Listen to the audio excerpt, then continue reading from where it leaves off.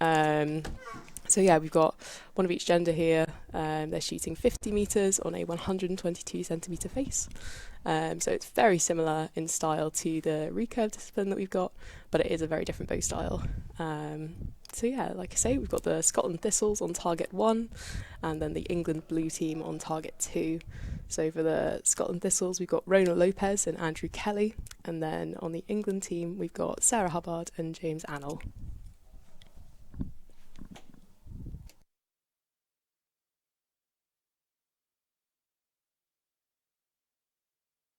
So we just got a few technical difficulties, so we can't actually see target 1 on the screen at the minute, but hopefully you'll still be able to see the scores on the screen anyway.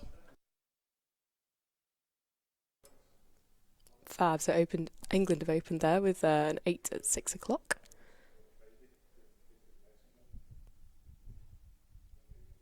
Lovely. Following that up with another 8 just there. It's a good little group, just slightly low. We are shooting on a different field today to yesterday, so the conditions are going to be ever so slightly different. It's a little bit less bright than yesterday as well, so sight picture will be looking a little bit different, or string picture I should say, with Barebow. And that's a 3 at 2 o'clock, opening there for the Scotland Thistles.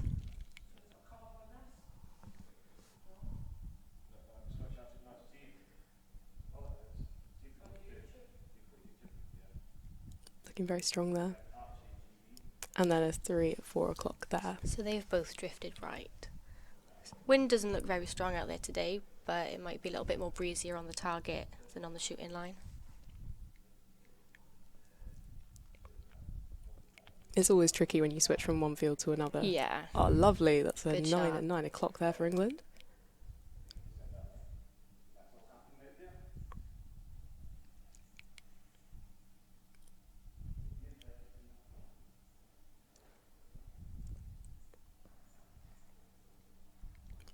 Lovely. And then a 7 there, giving them 32 for this set. Consistent with those 2 hours, wasn't she? Let's see what Scotland follow up with here.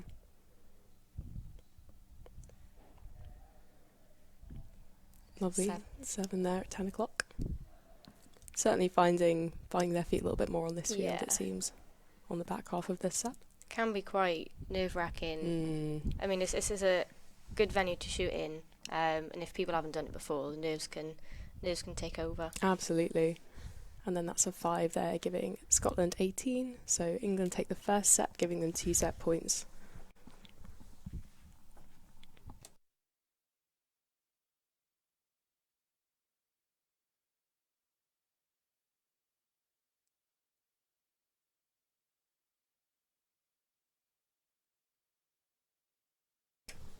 Lovely. So, like I said, coming to you from the Ayrshire Athletics Arena in Kilmarnock in the west of Scotland. My name's Natasha. I was shooting for Scotland yesterday. I'm Tara. I was shooting for Wales yesterday. So yeah, England take that first set. So like we were saying earlier, it's a very similar system to recurve in that it's set points rather than cumulative scoring like with the compounds. So it will be the first team to 5 set points will take the match. So the highest scoring team for each end takes 2 set points, and if they draw, they each get 1 set point. So because Scotland are trailing on this match, they'll be the first to shoot this end.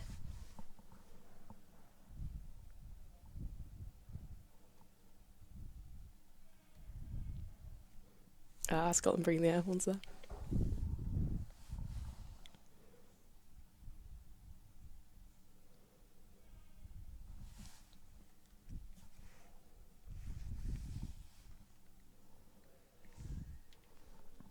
And it definitely is intimidating shooting in a venue like this, I think. Yeah. Especially when you know you've got the cameras on you and it's live streamed. If you've not shot on a live stream before, it is a little bit nerve-wracking. Yeah. Oh, he didn't look happy with that shot there. Opening there with a 5. Still sitting on that right-hand side. Yeah, I can see the coach in the box talking to him, probably giving him some positive talk. Yeah, that's what you need to hear in this situation. Yeah, nice Lovely. shot. That's a 9 there. Brought that back over nicely.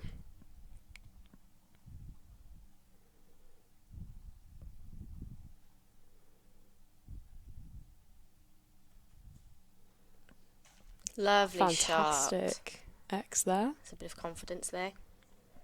Definitely.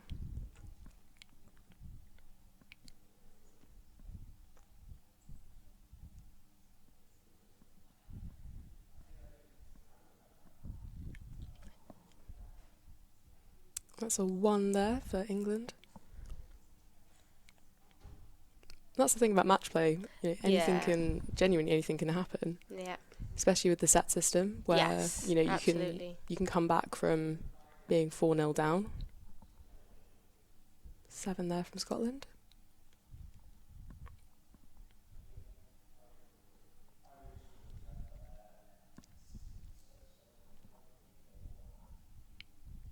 See a little bit of movement on those flags there.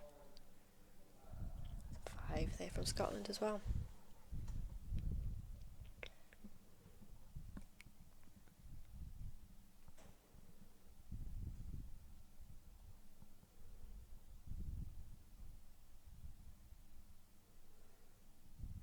Nice. Nice shot again.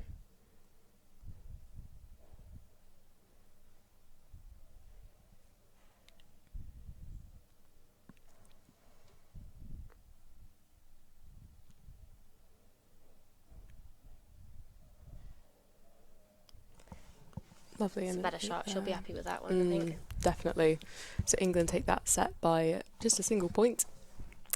If you're not familiar with Barebow, then like we were saying, it's a very, very similar kind of look of a bow to recurve. But the main difference is fairly obvious in that you don't have the sight and the stabilizers on there. Barebow will often have quite a lot of weight, kind of mass weight on the bow. Yeah. They also anchor different. Yeah, shooting 3 fingers under and anchoring kind of on the side of the face there. So even if I'm believing this is right, even if Scotland tie with England on the next set, England will win the match as its first of 5 points.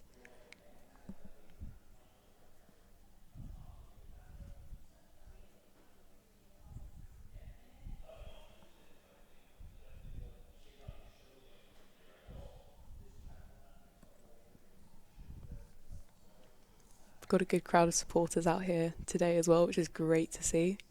Plenty of archers shooting today, but also a lot of those that haven't made medal matches come down to support their teammates, which is really, really lovely to see. And we've got Scotland shooting first there again, as they're trailing a little bit behind.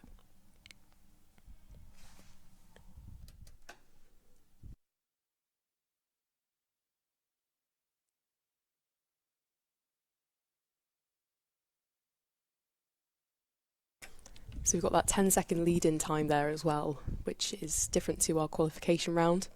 So you've got 10 seconds where you hear the buzzer, and ordinarily in qualification you'd walk up to the line there, but you don't cross that line in match play. Which you wait for the 10 seconds. As soon as the time starts running down, that's when you're able to shoot. Scotland opening there with an 8. Yeah, see if they can follow up with another good shot. Lovely, Yep. Another 8 there. Looking much more confident in this set, I must say. Sometimes it can take a while to get settled into your match, but then once you're settled and you've got that confidence, you can take the match back. Definitely, especially first match of the day. Yeah. Sort of setting the standard for the rest of the day then. Yeah, absolutely. And that's a 5 there from England. I suppose then it could work in reverse if you're too confident and too relaxed. Yeah, exactly. Not focused enough. It's a 6 there. So at the minute Scotland are ahead only by 5 points, but that's all they need is to win this set, and they're still in the game.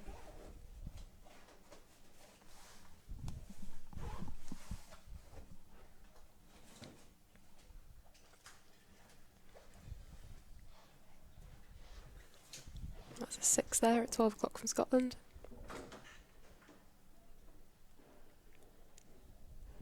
The flags seem to be moving a little bit now.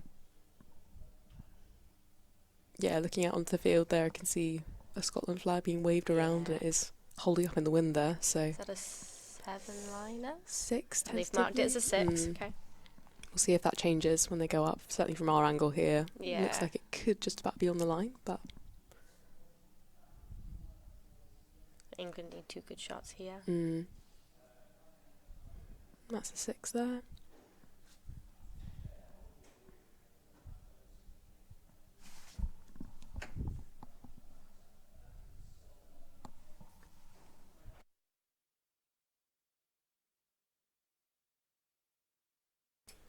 So even if England shoot a 10 here,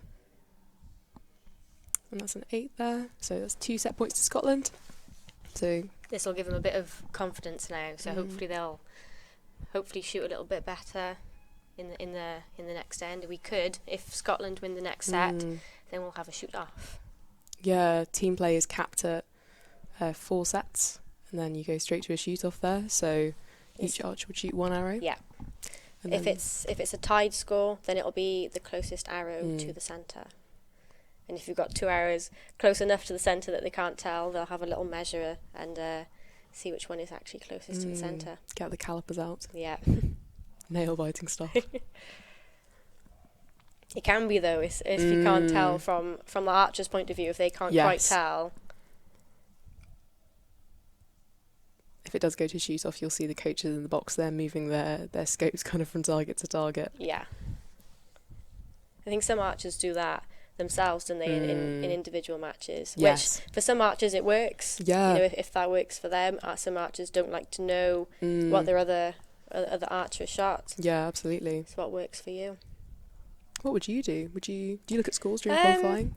Weirdly, I used to when I was younger. I used to like to know where I was, and then, like a year or so later, it sort of changed. And I didn't like to know where I was. Like it put too much pressure. I think it just varies depending on sort of where I am headspace wise. Yeah. What about you? I don't look. I used to like to know kind of where I was in the rankings. Yeah. Oh, that's a 6 from Scotland there. But yeah, now freaks me right out. Yeah. A good shot here from Scotland would be good. Trying very hard not to be biased in my commentary here. That's a good shot, yeah. As long as they stay consistent. Exactly. Yeah.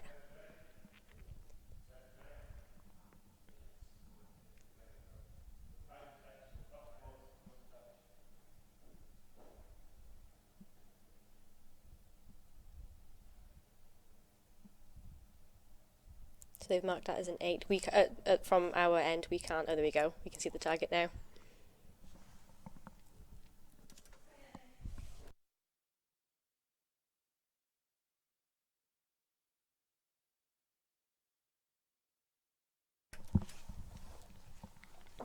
At a 9 from England. It's a good shot. Shooting there.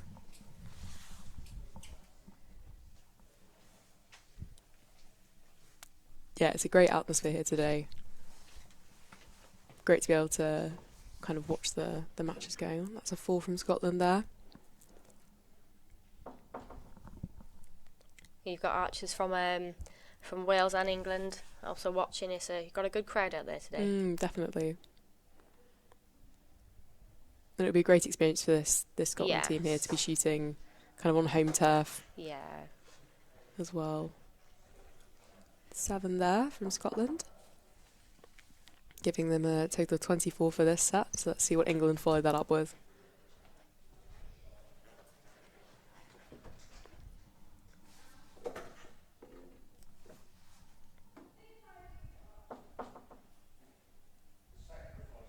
That's a 9 there from England. Lovely shooting.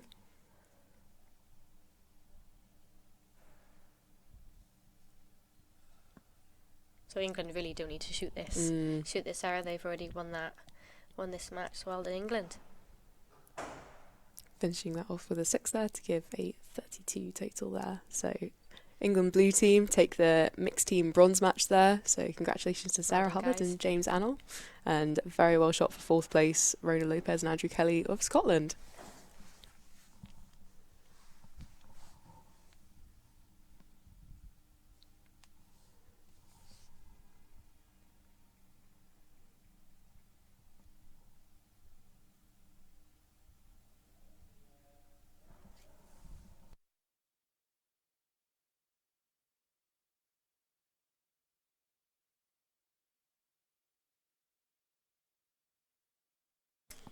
My mistake on the printout there. we've got a slightly small print up there. My apologies. It was Helen Brown and Wilco Van Cleef Bolton who took the bronze there.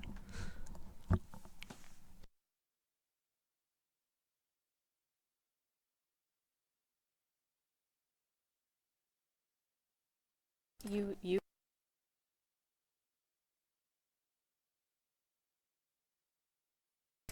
Fantastic. We'll have a very short kind of swap over time here, and then we'll be on to the Barebow mixed team gold match, which will be the England red team, and that actually is Sarah Hubbard and James Annell this time. My apologies. The Welsh red team, which is Christopher Oaten and Claire Edwards. You ready to commentate for Wales? Cheer on the Welsh. How have you found this weekend? It's not been too bad. I shot all right in qualification. Lovely. And then it felt like I shot really, really well in our team match. Good. So I'm through to the gold team match later on today. I'm the last match of the day. Fantastic. I know we've got a while to wait. So we had a bye for our first match, and then we were against England, one of England's team for our semi-finals, which we won 6-0, which was fantastic. Lovely to shoot. Excellent. Me and one other in the team, we've shot in these conditions before, so we were sort of a little bit comfortable with how we were doing. Our other team member, Sue, hasn't shot in this sort of scenario before, so we were giving her lots of support and comfort, and to be fair, she shot really well. She's really proud. So excellent. Yeah, it's been great fun this weekend, I must say. Yeah. Especially weather's been good, which is always nice. Not what I expected from I feel like I'm allowed to say it as a Scottish athlete. Not what I expected from the West Coast here.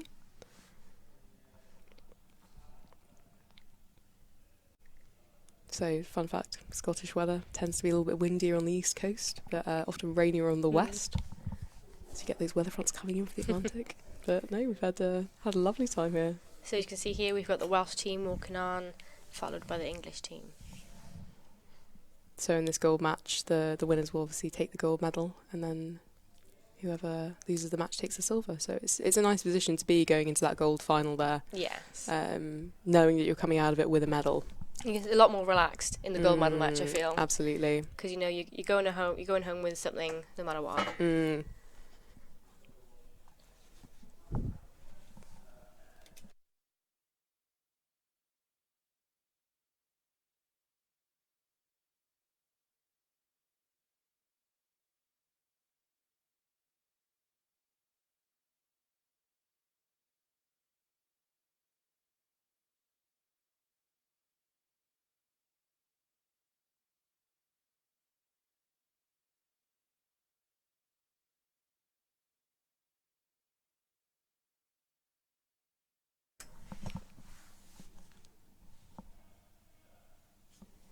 Lovely stuff.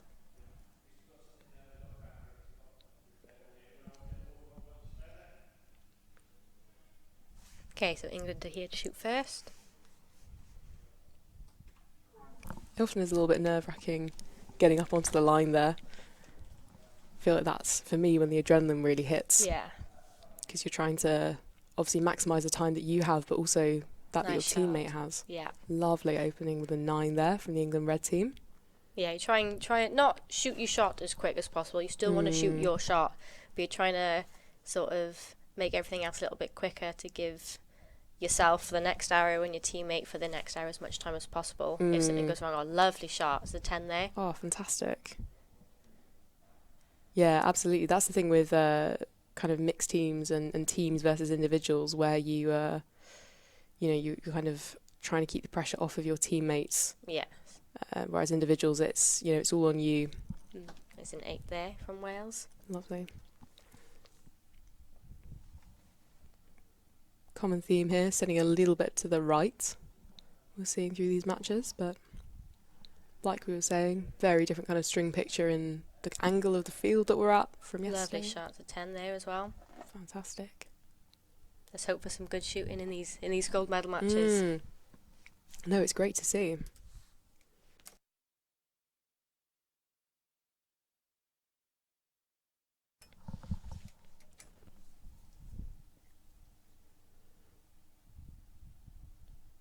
A longer hold there. That's right, it's a 9. Lovely grouping over there. consistency, isn't Yeah, it? Yeah. absolutely. Yeah, to be able to maintain that sort of grouping, that level of consistency in match play is difficult. You know, I feel like recurvers, we have it arguably slightly easier where, you know, you're sitting a little bit to the right, couple of clicks of the sight. Yeah. But with barebows, that's not quite the case. I think that was a miss from England. Yeah. But as we were saying, anything can happen in match play.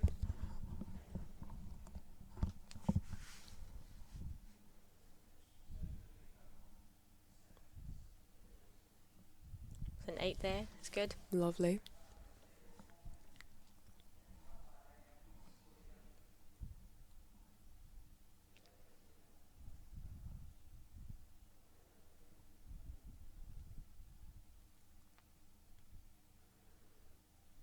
A 6 there, but that'll do it.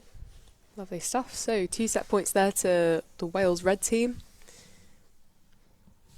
Fantastic stuff. So next set, England will be first to shoot again. And you find often that athletes have a preference for where they shoot in the order of a team, whether that's a mixed team or a 3-person team. First person obviously has to deal with being first on the line, kind of almost feeling out the conditions for the weather. If it's kind of a little bit more windy than the last set. And then whoever shoots last is under a bit more time pressure. Whilst you're all kind of under the same time pressure there, you can see the clock ticking down if you are that last person on the line. Yeah. I think some people tend to put their quickest archers last in order to give enough time for the people at the end, or vice versa. If they put their quickest archer at the end, they know that they can shoot a good shot in 5-6 seconds if need be. Exactly. Which hopefully we won't let it run down to that time. What would your preference be? So I'm in the team later on. I'll be shooting first. So again, like I said earlier, me and Megan, we've shot in these conditions before, in this environment, so we're more comfortable. So we felt that putting 2 good archers at the start of the end to give the person who's not had as much experience a bit more comfort, knowing that. Definitely. Yeah. I mean, we tried different variations during practice to see which was more comfortable, which gave us more time, and that's what we stuck with. Yeah, it's the only way you can do it, really. Yeah. You know, different combinations of people work kind of differently with each other. It's a high 8 there from England. Oh, they've marked it as a 7-liner. From here, it looks like an 8. We'll get that confirmed when they go and score at the end of this set. So they'll always mark it down as the lower score until the judges go to the target and confirm otherwise. A lovely shot there. 10. As a 10.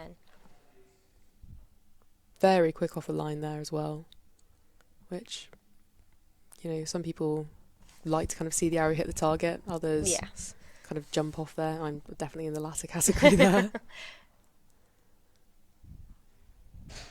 Lovely nice 10 there from Wales. Gorgeous shooting. Both teams seem to be quite relaxed. Yeah. It's nice to see them enjoying it as well. Like we were saying, having the support there makes all the difference. I think that's a 7-liner as well, or an 8. Okay, they've marked that as an 8. Tricky to see with the camera angles here. Yeah.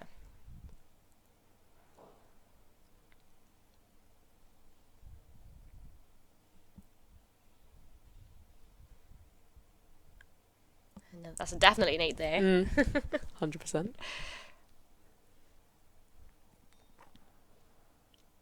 So if you're not familiar with the way that scoring works, if an arrow touches a line, then it gets the higher value.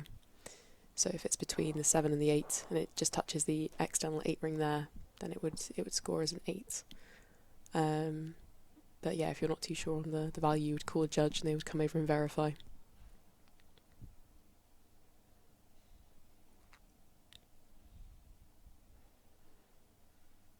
Some quick shooting there, that's a 4. You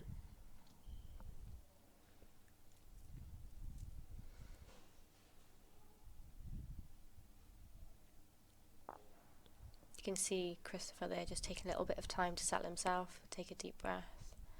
Lovely Lovely shot. Fantastic. So England take that just by a point there. So we're even at 2 set points each.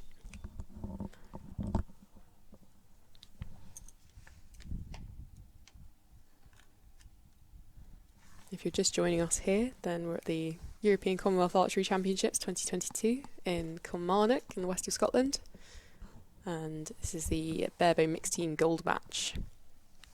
So you see the judge there using a little magnifying glass to see if that arrow at the top is indeed a 7 or an 8. Oh, there we go, they've marked it as an 8. So that gives England a 2-point slightly lead. larger margin there.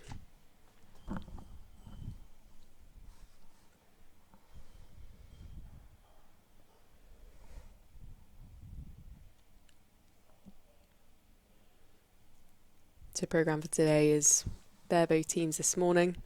Then we're moving on to the compound mixed teams, then the men's teams, then the women's teams for compound, and then This afternoon is recurves.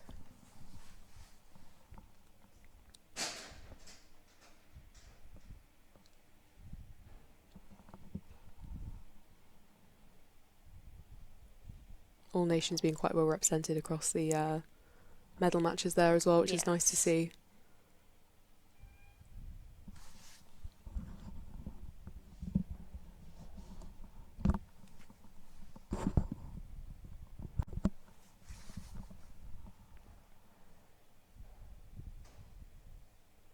Okay, so I think England will be shooting first on this set.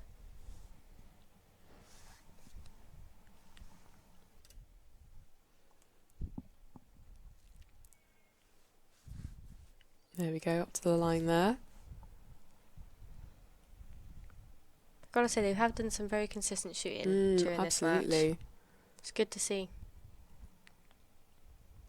Fantastic that Barebow's getting more and more opportunities to shoot head-to-heads as well, because it's only in the last few years really that's opening with a 7 there at 3 o'clock. Sitting on that right hand side again.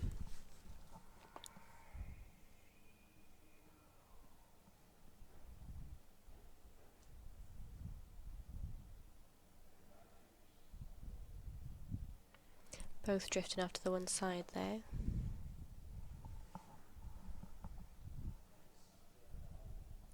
I think there might be a little bit more of a breeze than there was first thing this morning. Yeah. As we were saying, it is a very different field. I think it's slightly more open on this side of the pavilion just here, so will be a big difference. You've got quite a big banking across the other side of the field, so it might be that the wind is swirling around and just catching the arrows. Lovely 9 nice there. 9 there. There's only a point in it halfway through this set. Still anyone's game at this point.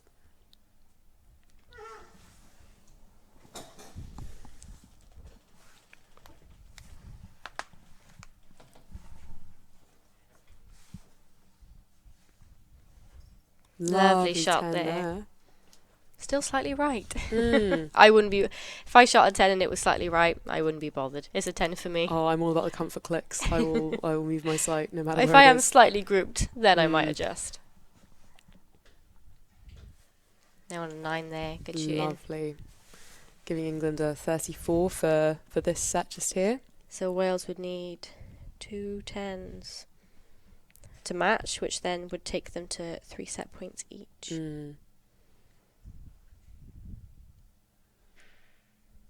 That's an 8 there. So England will take this set. But it's good to finish strong even when you know that the total there isn't in your favour.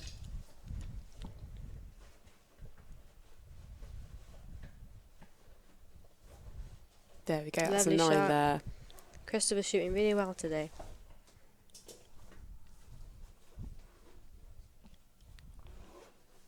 Yeah, very, very well grouped. Just Yeah. a little bit to the right there.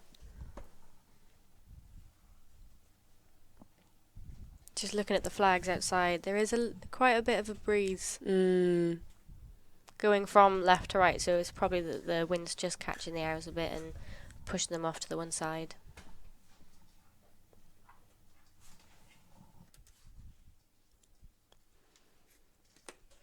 Also potentially a slightly more distracting field than the one we were on yesterday. Like we said, we're at the front of the pavilion today. So there's an A road very close there. So might be kind of getting a little bit more of the background noise. I know some people find that easier to tune out than others. But everyone deals with it very differently. Yeah.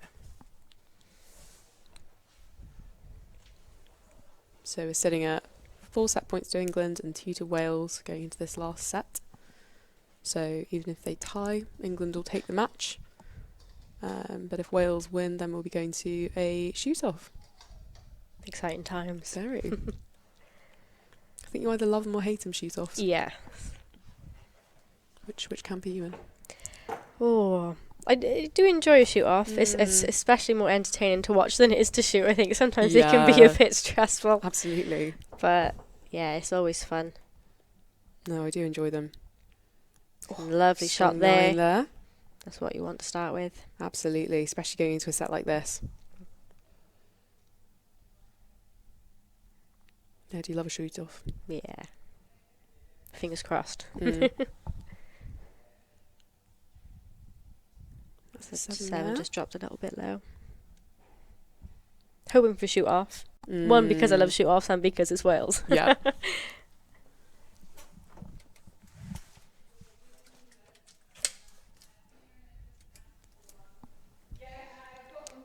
Yes, the pressure is on here for both teams. That's a 6 there from England. A little bit high.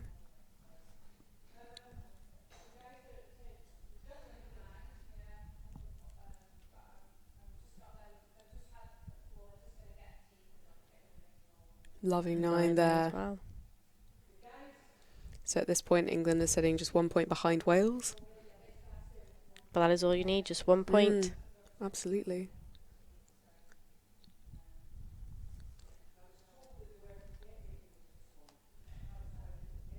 Another strong shot there, that's an 8.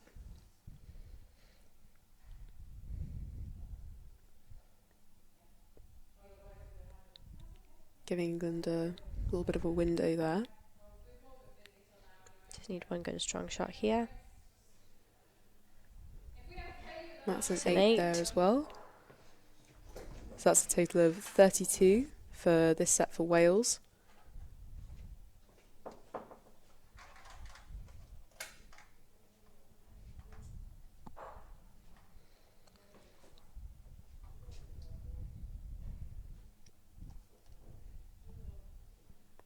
That's an 8 there.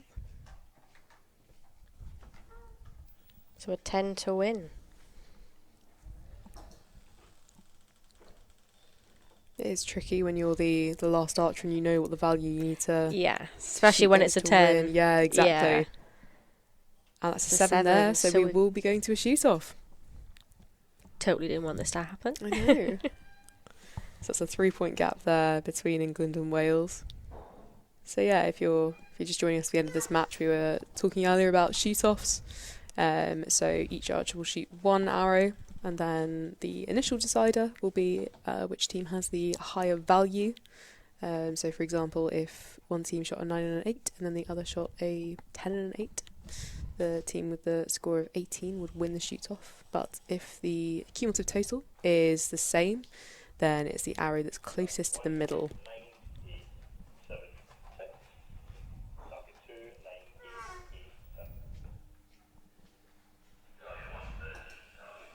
That's been upgraded there. Is that upgraded? It did. Yeah. I didn't see any lines. I didn't either, I must admit. But never mind. Hasn't changed the results of the set there, so we are still going to our shoot-off there.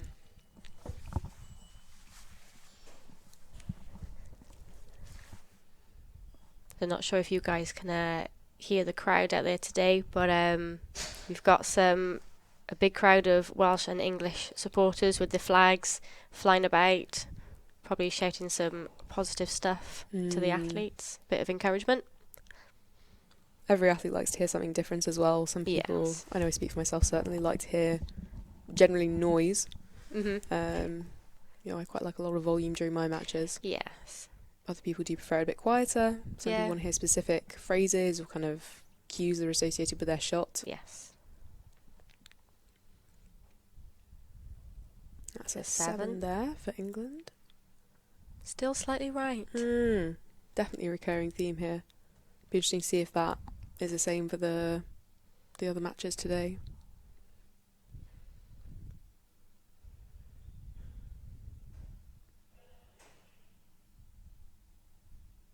And that's an 8 there, so that gives us a 15. Yes, a 15 for England. Quick maths.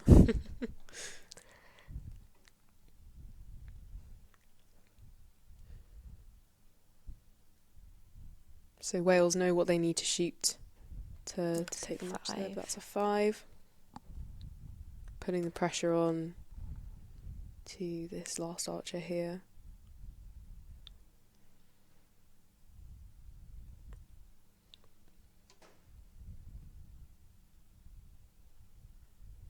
That's an 8 there, so England take the match just there.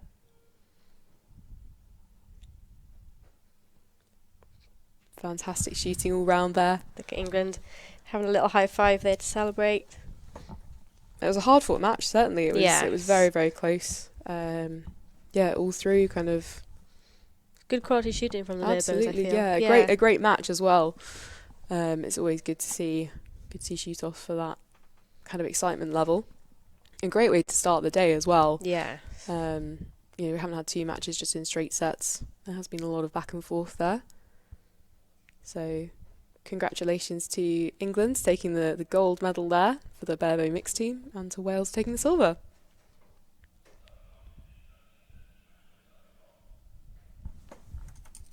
They'll be breathing a sigh of relief all round, I think, just there. Yeah. We'll be moving on next to the compound mixed team bronze match, which would be the England red team of Lizzie Foster and Thomas Lane, and then the England blue team of Polly Davis and James Cornford. There's an all-England bronze match for the compound mixeds just there. Then a completely different mix for the compound mixed team gold, which will be Northern Ireland and Scotland. So there'll be another kind of short delay here whilst we change the target faces. So compounds, different match play system to what we've been seeing here with the Barebows. So for one, like I said, switching the target faces out. So still shooting 50 metres, but that's on an 80 centimetre face, I believe. Yes, and you'll see shortly. It's not a full face. We only go from the 10 ring out to the 6. So it is a much smaller target face that they'll be aiming at today. There is also 2 target faces. Yes, indeed. So the archers will need to shoot 1 arrow in each, I believe. So either 1 in each, or they just have to have 2 arrows in each target. Yeah, honestly, I'm not sure. I think it changes. We are both recurve archers ourselves, so we love the set system. We love a 122 centimetre face. As big as we can get. Indeed. Yeah, because I think with talking to the Welsh compounders yesterday, during the 3-person team match, whereas you have to shoot 3 arrows in each face. One archer shot 2 in the one and 2 in the other, and then the third archer shot 1 in each, because we had one lefty and 2 righties. Sure. So the lefty shot on the left target, That righty makes shot sense. on the right, and then the one just went 1 on each. I find that quite nerve-wracking, I think, switching between the two. I think I'd be really second-guessing myself that I was actually aiming at the right face there. Because some people would rather stand in the middle and then just aim at the 2, or they might stand slightly either side so they're more in line with the target. Absolutely. You can see the English and Welsh teams just coming off the field there. Both looking quite happy, I must say, which is great to see.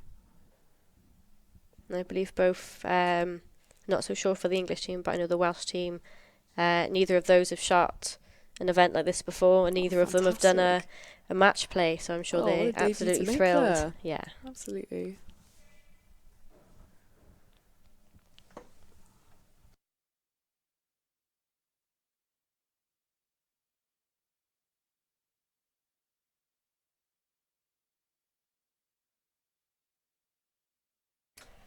So as we were just saying, the system is quite different for compounds. So we'll be moving to a cumulative scoring system. So It'll be 15 arrows out of 150 there.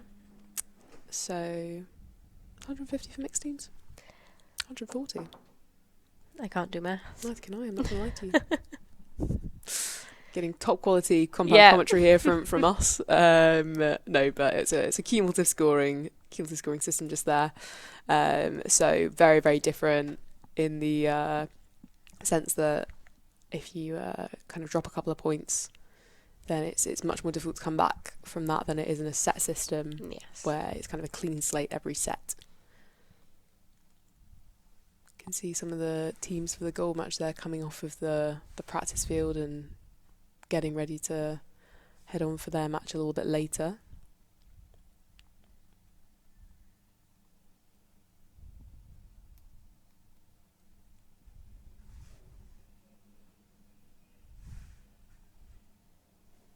Yeah, it's just great to see an event like this being kind of well attended by each of the home nations here.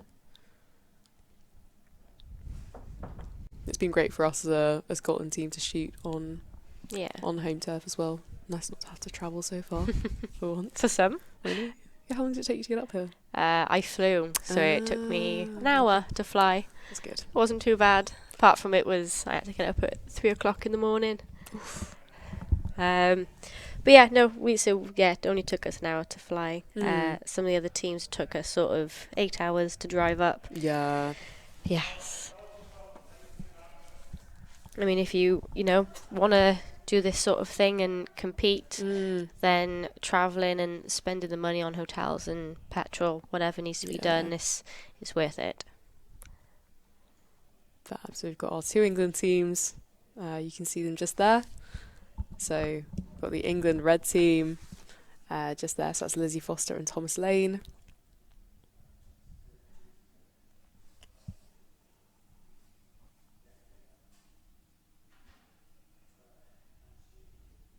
So I think that's England blue team is shooting first. So that'll be on target 2.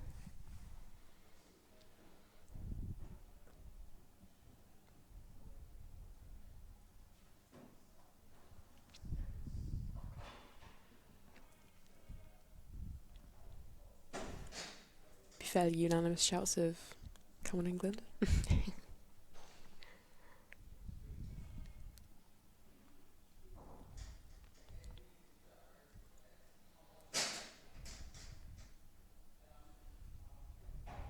Be interesting to see where these arrows are starting to sit. Yeah. Early on here. On the left. Starting on the left. Didn't look like she was happy with that shot. An 8 there. Can see her there adjusting her sight. But as we were saying, it's tricky to make that jump from the practice field to the finals field over here. That's a 9 Nice there. shot there. Lovely.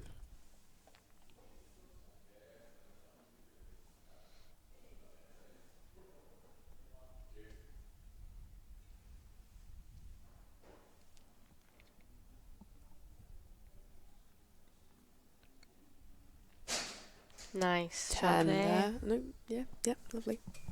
Really second guess myself on the line there.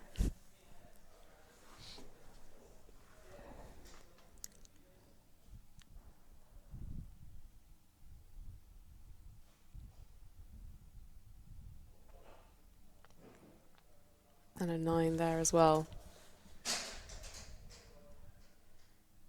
So that's a 2-point lead already.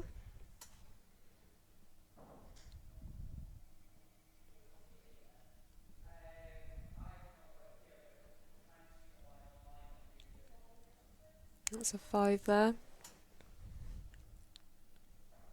May have adjusted a bit too much. Could be a bit of nerves.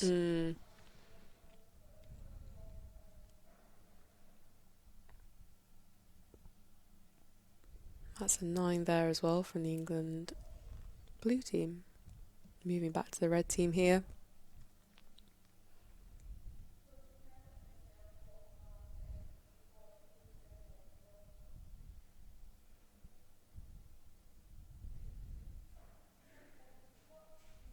That's a 9. There, lovely.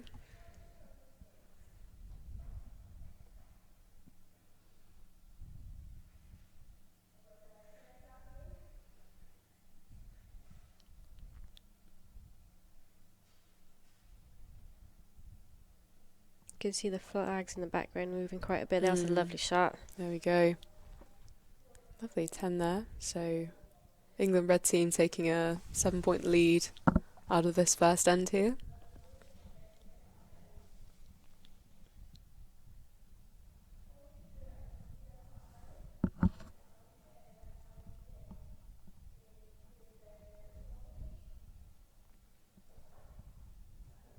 So you can see England's red team there, talking with the coach in the box, who is Jenny Bryan. It's good to have a little bit of a laugh whilst you're not on that shooting line.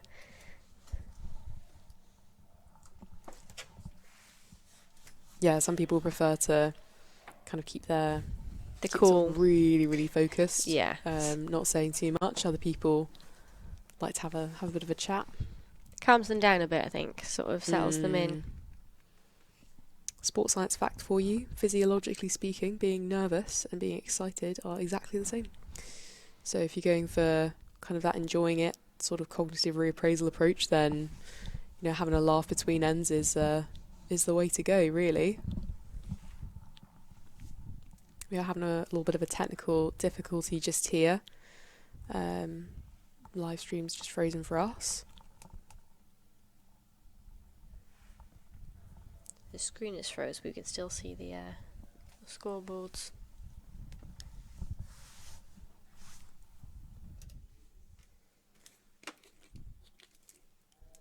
There we go. I think we're back there.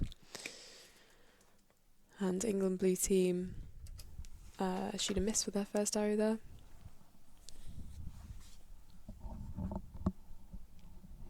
I think the nerves in a bronze match are possibly slightly more fraught than in a gold match, because you are fighting for third or fourth. So it's a medal or not. That's a 10 followed up there from the blue team there. You can see the scores, but not the targets. It's a 9 from England red team.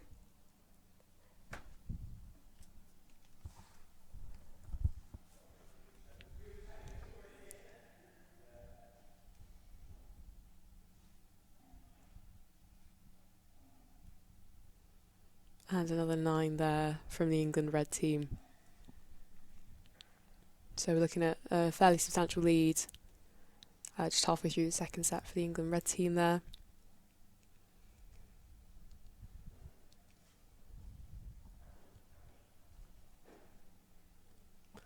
An 8 there from the England blue team.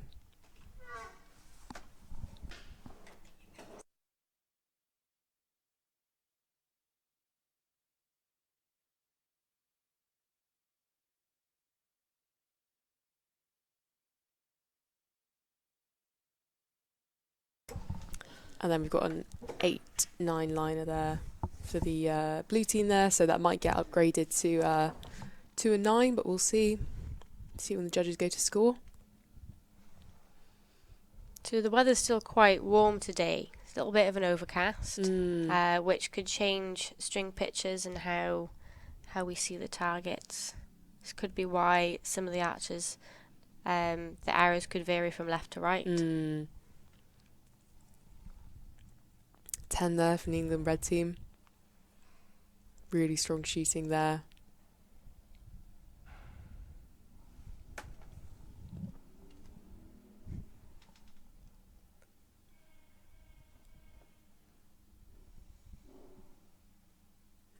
And we're just waiting on that last arrow value coming in for the England red team. Oh, 9. 9 star. So we might see if that gets upgraded, but we'll see what comes in there.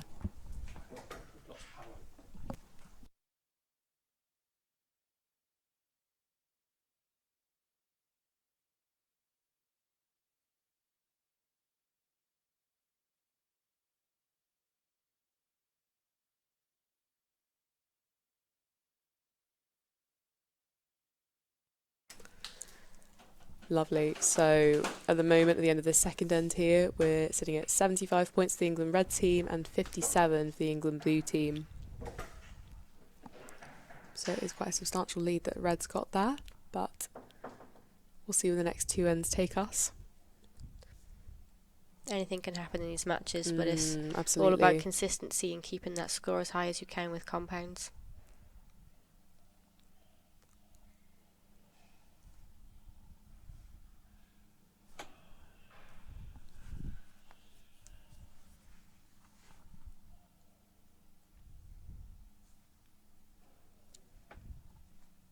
There we go. I think we've got the camera back just there, which is excellent news. It's quite difficult that we couldn't see the archers shooting, but we could still see the scores. So we're now halfway through this match. So ready to go for this third end. Let's see where this takes us. The England blue team are first to shoot.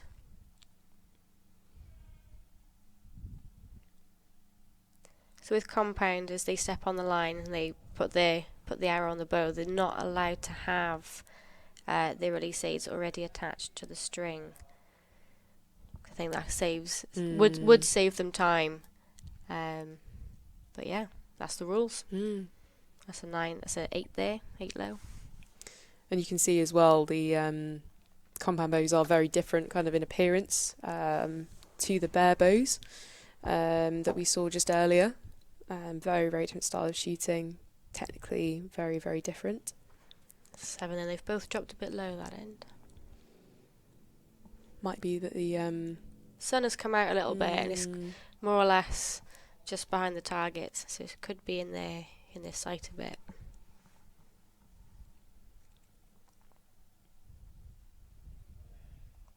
Lovely shot 10 there. That's a 10.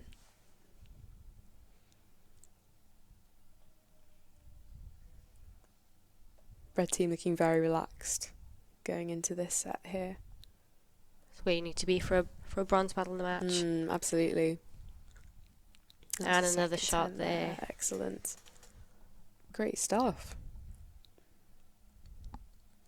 Putting a little bit of pressure on a England blue team. I think it's probably difficult for them, the fact that they're shooting against their own teammates. Absolutely. I mean, of course you want them to do well, but you want to do well for yourself as well. It's a 9 there. It's good group in, still slightly low. It's always tricky shooting against teammates or friends, I find.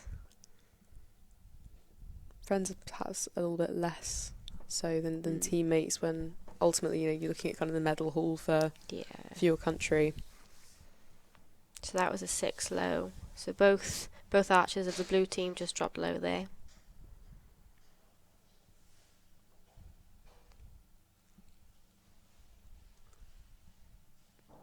Yeah, you can really see it starting to brighten up there this morning. Yeah.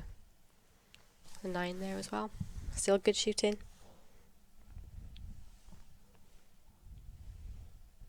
See Tom just adjusting himself on the line there. I think when you're trying to save time by stepping on the line as quick as you can, you might not be stood exactly where you want. So that's probably why you shuffled back a little bit there. I think that's a 9. That's still good shooting from Tom there. Lovely. So it's a 38 total for the red team and 30 for the blue team, giving us cumulatives of 114 for red and 88 for blue. So it's quite the margin that the red team have going into this last set here.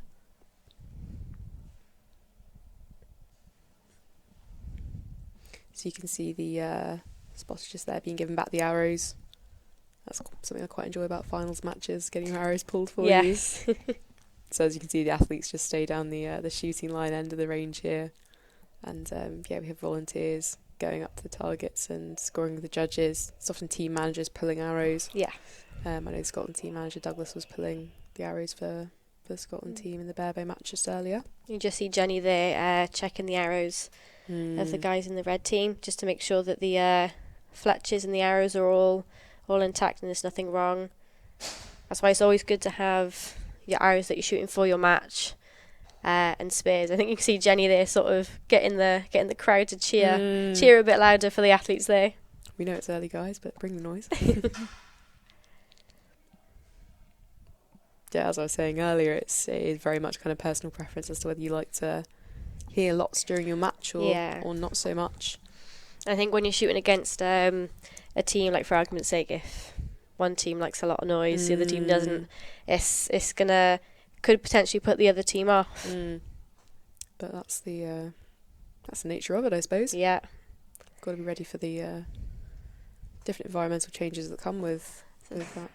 I'd say that's an 8, but they've marked it as a 7 liner. Just on the line there. Again, on that right-hand side. Yeah. There's definitely a consistency that we're seeing this morning. Flags are, from what we can see, sat here, the flags are moving ever so slightly. That's a 9 followed up there from the England blue team.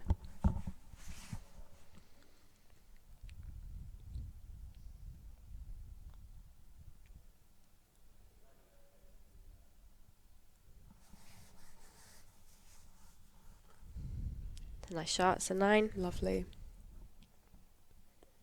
It's just staying consistent. Absolutely. I mean, with any recurve compound barebow, staying consistent is good. It's important to remember that we are kind of on the Sunday morning of a weekend. That's a 10 there from the England red team. Lovely. Good shot. People have travelled a long way either on Friday or some people on Saturday morning. Yeah.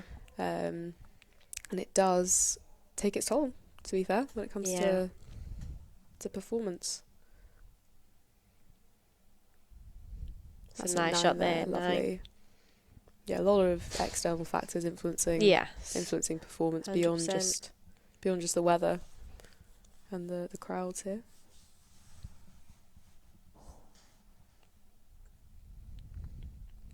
So let's drop to 7 low there. That gives the England blue team 32 just there.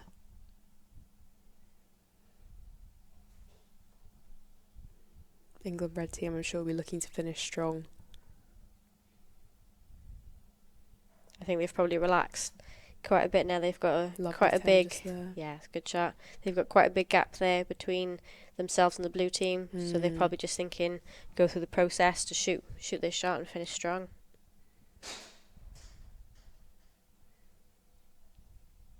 See Lizzie there talking to a teammate through a shot. Lovely. 9. Nine. Sorry, it's 9 liner or a 10. There, we've marked it as Lovely a 10. Stuff.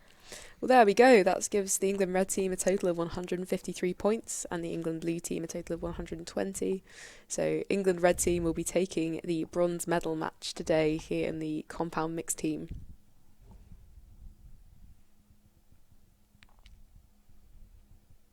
Just getting all the scores confirmed there by the judges.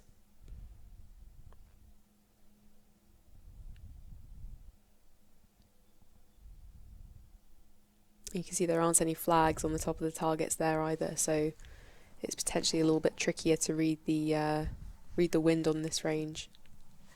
If you're just looking at the window there, you can't see it on the live stream. There are flags just above the numbers. Oh, my mistake. On there is. I can just about see. Oh, see yeah, the pole there. Right. There are little flags just on the number 2 there. Yeah, there are flags just above the numbers on the targets.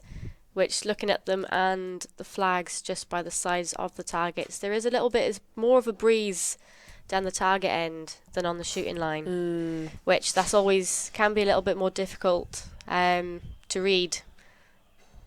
Some archers prefer to aim off in the wind. Some archers like to move their sight. Personally, I'd probably aim off because if it's a constant wind, then yeah, you can move your sight. If it changes, then you could move your sight, the wind will drop, and then your arrows go in a completely different place. Exactly. Then you're chasing arrows, then you could sort of not freak out, but you're sort of chasing your arrows and you don't know where you are. So well done to England red team for taking that match. Lovely stuff. And now we'll be moving into the compound mixed team gold match.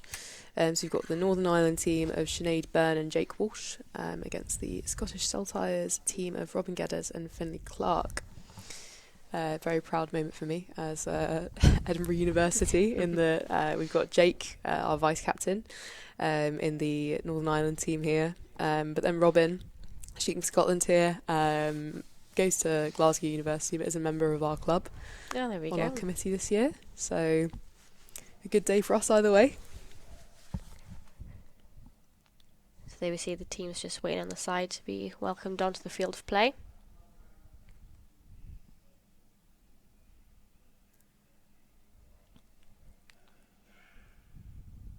So we've got the coaches there walking on the field.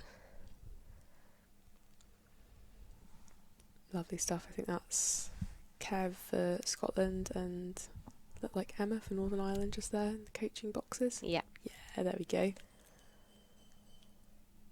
So Emma shoots recurve for Northern Ireland and Kev shoots compound for Scotland.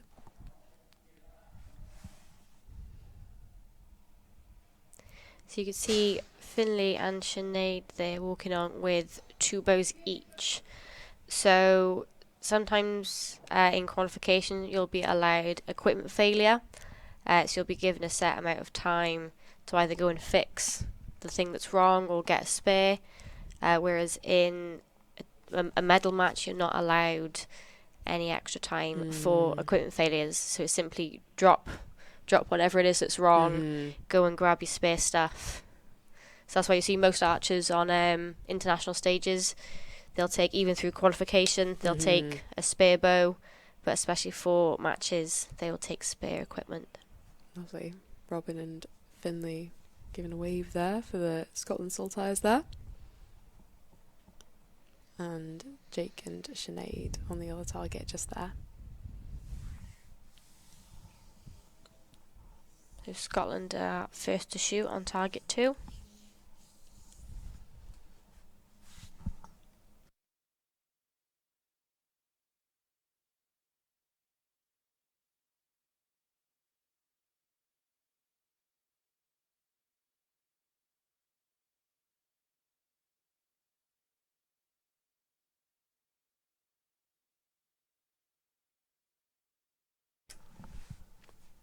So Finley's up first to shoot.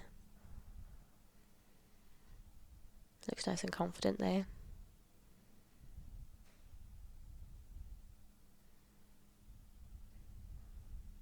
Nice shot. Opening with a 9 there.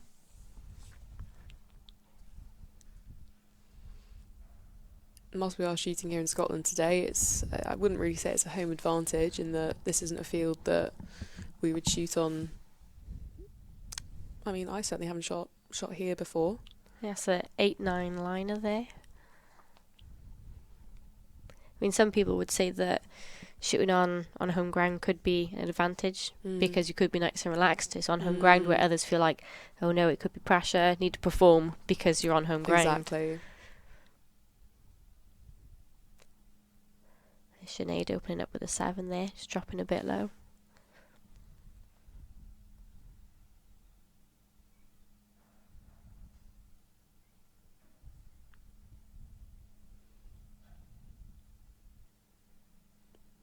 Holding nice and still there for Jake. There we go. Nice, that's a 10. Lovely shot.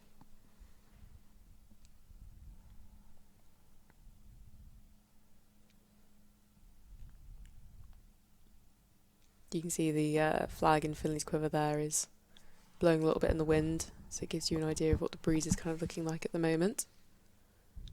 There we go. Nice that's a shot. 10 there. Lovely. I'll be happy with that.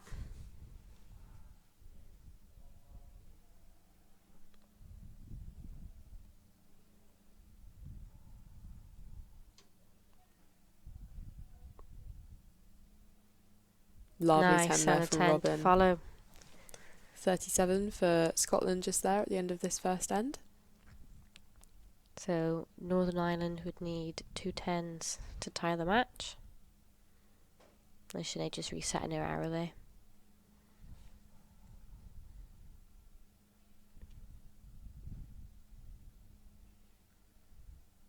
That's Is a it 8-9 liner?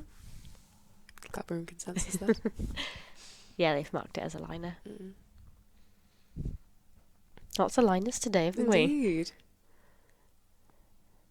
And a 9 there. So Scotland leading by 3 points at the end of this first end here. Still 3 ends to go though, so could go anywhere. Again, we've got some very consistent shooting today. Sun's coming out by the looks of it. It's nice to have good weather on a finals field. Definitely makes all the difference to the atmosphere, I think. Yeah.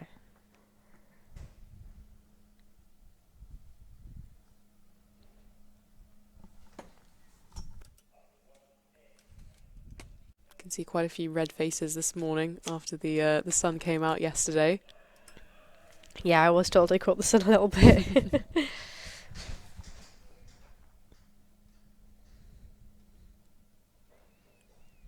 So Northern Ireland are first to shoot this end.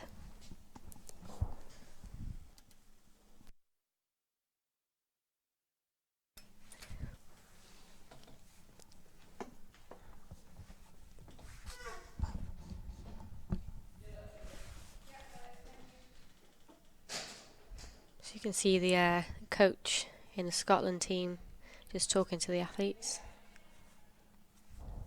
Probably just calming them down and reassuring them on the shot. Yeah, I'm not too sure if Robin and Finley have shot in a team together before.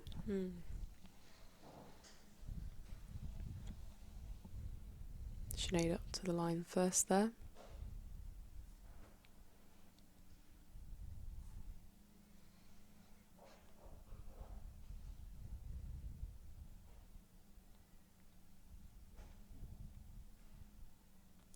Nice shot there. It's a 9.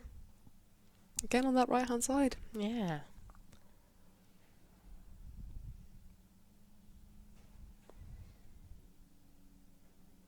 Now, some people would think, oh, if the wind isn't particularly strong, it shouldn't affect the arrows that much. But you'd be surprised. It's a 9 there from Jake. Yeah, often you'll find that the wind will affect the archer a little bit more than the arrow when we're kind of in the slightly milder wind conditions, particularly with the compounds and the speed that those arrows are going. It's the mindset as well, especially when it's a 9 there. Finley. Yeah, especially when the wind is on the shooting line. The wind will tend to affect you more mentally than physically. But you think, oh, it's windy, it's gonna push your arrow. I think archers tend to tense a bit more. Absolutely. When it's windy, you think, I've got to sit as still as I can. Nice shot there. It's a 10. Robin. Yeah, absolutely. You'll tend to see people kind of locking everything out a little bit more. Yeah. Just sort of got to relax. Just let the bow float around the yellow.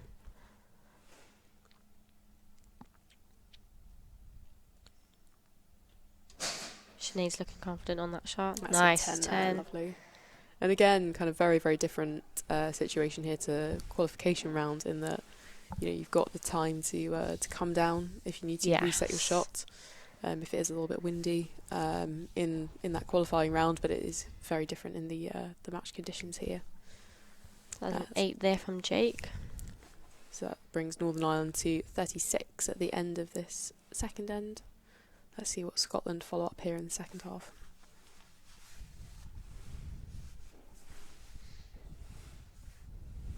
9 there. Lovely stuff.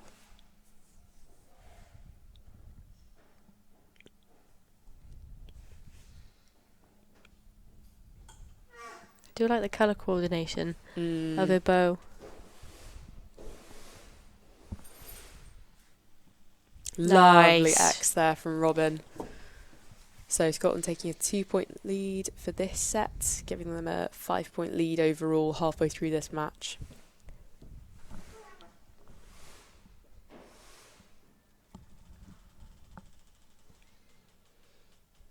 So it might seem like a significant lead, when you're kind of going point for point here, but as we keep saying, anything can happen in match play. We've got a very good Scotland crowd out to support the Scotland team here today, though, which is lovely to see. It's good to see the other teams watching and supporting as well. Absolutely. Even though we're all shooting for our home nations, we're all one big family, really. Absolutely.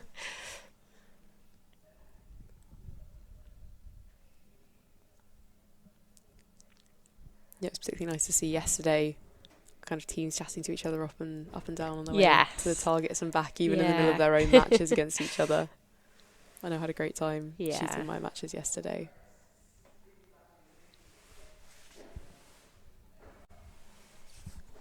And equally had a fantastic time supporting our other Scotland teams that we fielded. I think I get just as much joy watching and supporting the team shoot well as I do when I shoot myself. Absolutely. Again, Northern Ireland shooting first for this end.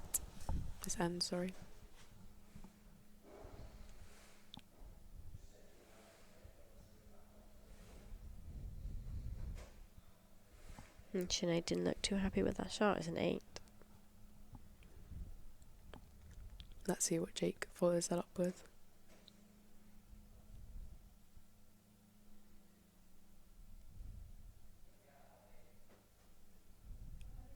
I think that's a 9. They might mark it as they've not marked it as a 9. just out of the 10 there.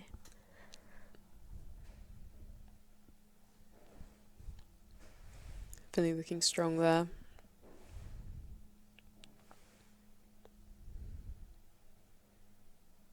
Nice, that's a 9 9 there. from Finn.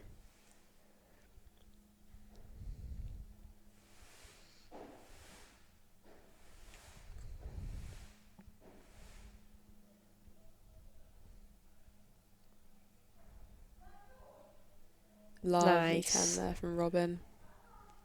Shooting very well today.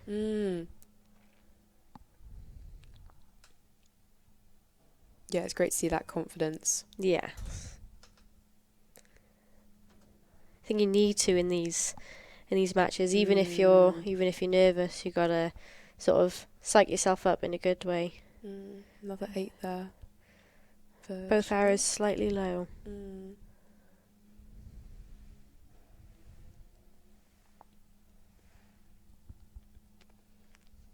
Yeah, you can see Jake's back number on his quiver catching the wind a little bit there. But that's a 10. Nice shot. Lovely stuff.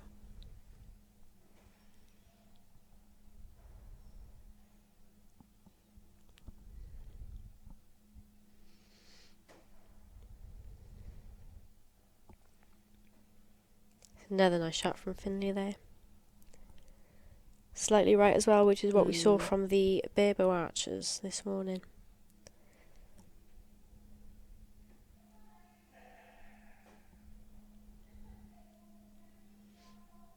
And then a 9 there from Robin too.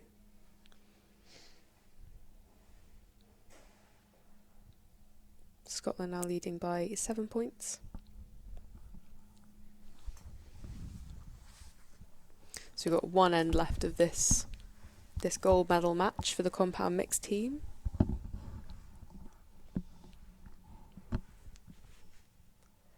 So again, even though Scotland have got a 7-point lead, anything could happen in this last end. Yeah, they can't kind of rest on their laurels too much in this sort of context.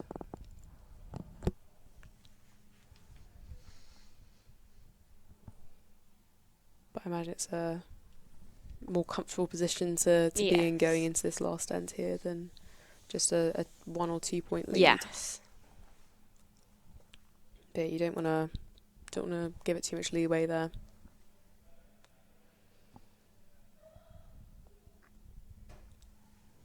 Now just looking out of the window from where we're sat, the flag has picked up quite a bit actually. So more from the flag that I can see, the wind is slightly left to right, but sort of coming from front on. You can see a little bit of movement in those Scottish archery flags. So if the wind is coming front on, so from target to archer, it can actually slow down the arrow. So that might be why some of the arrows are dropping ever so slightly low. Sinead very quick off the line there. That's a 9. It's a good shot.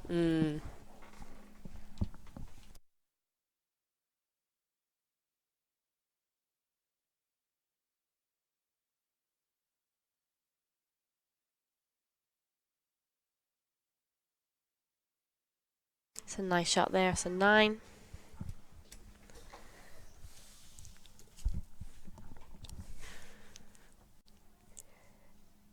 Finley looking strong with this shot. He's been looking very comfortable this match. Yeah. Really, really good to see. Lovely 10 there. He's been shooting really well this weekend. No, he has.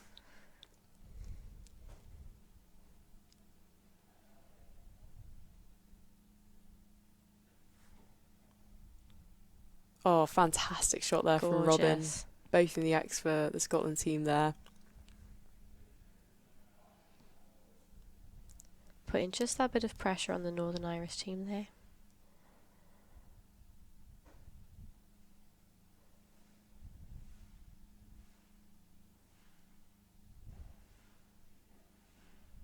There we go, it's an 8 low again for Sinead.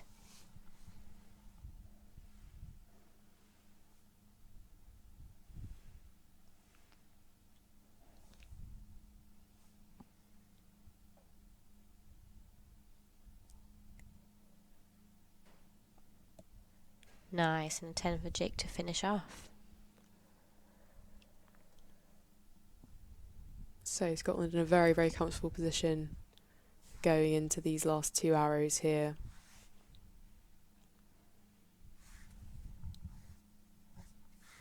Nice. That's a 10 from Finley. So Scotland have taken this match without even needing to shoot the last arrow there. See if we can finish off with a perfect score. Absolutely phenomenal there from Robin.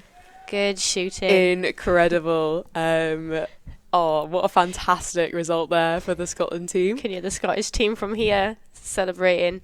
Really resisting the urge to celebrate too loudly. No, absolutely fantastic shooting from both teams there. But a really, really solid effort there from Scotland to take the gold compound mixed match medal there. Yeah, fantastic. Really, really great to see, especially on home soil there, in front of a home crowd. They'll be really proud. Absolutely. I'm sure I speak for the whole team when I say we are buzzing for them. See them all waving their flags. Absolutely. Oh, the whole team's very proud. Certainly. What a result for Scotland there.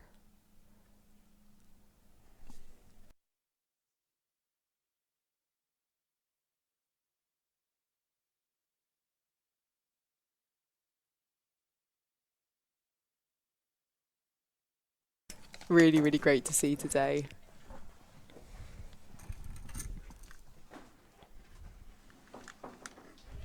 All smiles from the Scotland team walking off the field there. I can see that reflected in the Scottish athletes watching on the field there as well.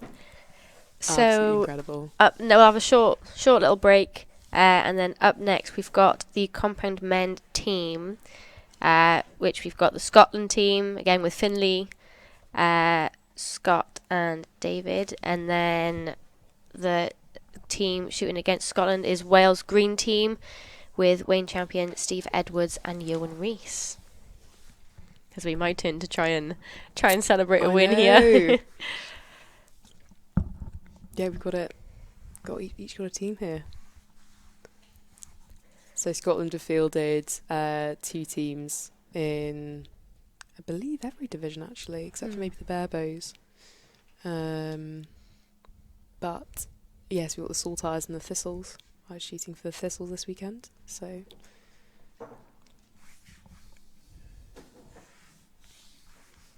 So the coaches for the Welsh and Scottish team have just come onto the field, setting up their scopes, so they're able to see where the archers' arrows have landed. So normally, in any other team match, the athletes are still allowed a spotter, but some teams will spot for each other. Whereas on a finals field, you will tend to have a coach in the box, just so there's a bit of pressure off the athletes not to look at their arrows and just shoot their shots. Also gives them a bit more of the opportunity to keep an eye on the judge there, keep an eye out for any yellow cards. Yeah, the last thing you want is a foot fault and taking any time penalties there. So that's when you step onto the line too soon, basically. The way that you'd respond to that would be step off the line and chuck your arrow back as far as it'll go. There's Wales just addressing the crowd there. Yeah, so you can have foot faults or not. I think it's just called like an arrow fault. So you can hold your arrow in your quiver before you step on the line. You're not allowed to pull the arrow out of the quiver. You've got to be stood on the line before that arrow is out the quiver. If the judge sees, the majority of the arrow or the point, before you step on the line, you have to come back off the line. Either drop the arrow or put it back in the quiver. I'd rather chuck it, because it's a bit more faff trying to put it back in. So just chuck it, get back off the line, back on, and just go from there. So I think Wales are first to shoot on target 2, starting with Ewan.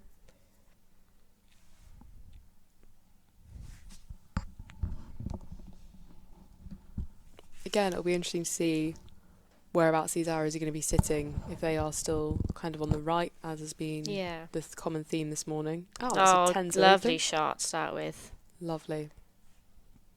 Now that's how you want to start a match. Absolutely. It's a good bit of confidence there.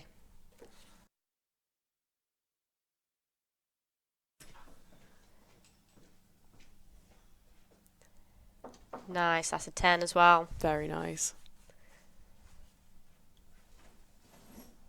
Great to see that confidence at the start of the match here. Yeah.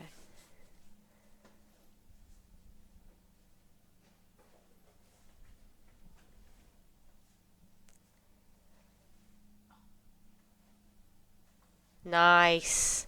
Good shooting from Wales there to start with. Pressure's on for Scotland. Now we've just seen Finley in the match beforehand. Straight back onto the field here.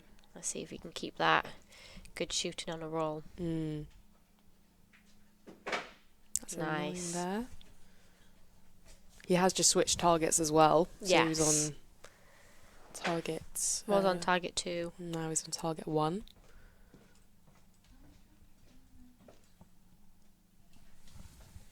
Another 9 there for Scotland.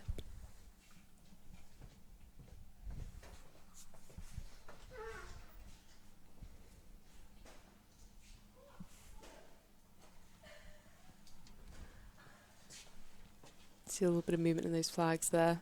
Oh, that's a 6 there. So the first half of this first end, that's a 24 for Scotland and a 30 for Wales. Let's see if we can shoot the same on the other target. Get a perfect score. Nope, it's a 9. Still a good shot though.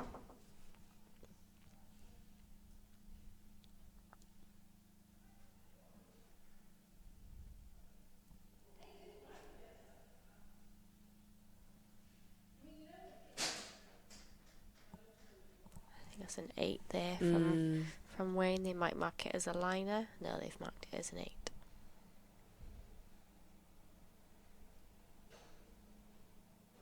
Sun has gone in a little bit now. Wind has dropped.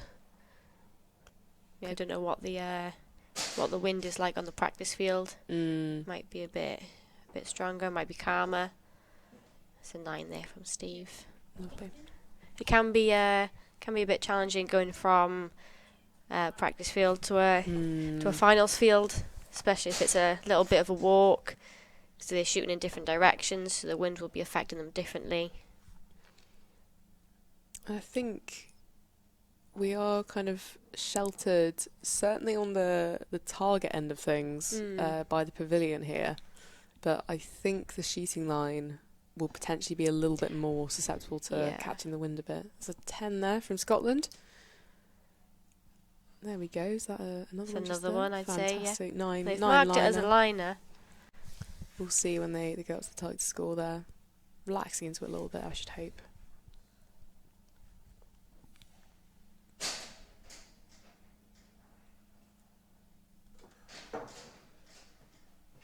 Nice and strong there. That's a 9 just outside the 10 there. Nice. So Wales have got a 4-point lead there over Scotland.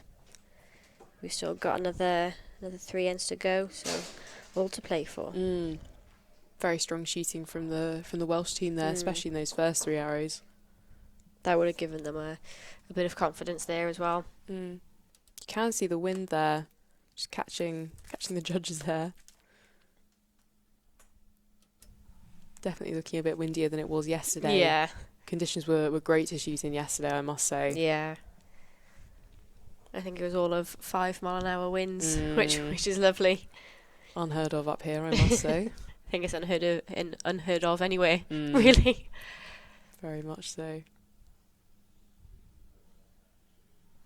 So I'm looking at the flags sort of halfway down the range, which are blowing quite a bit, actually. So could have a little bit of swirly wind on the field today, which can be more challenging to judge.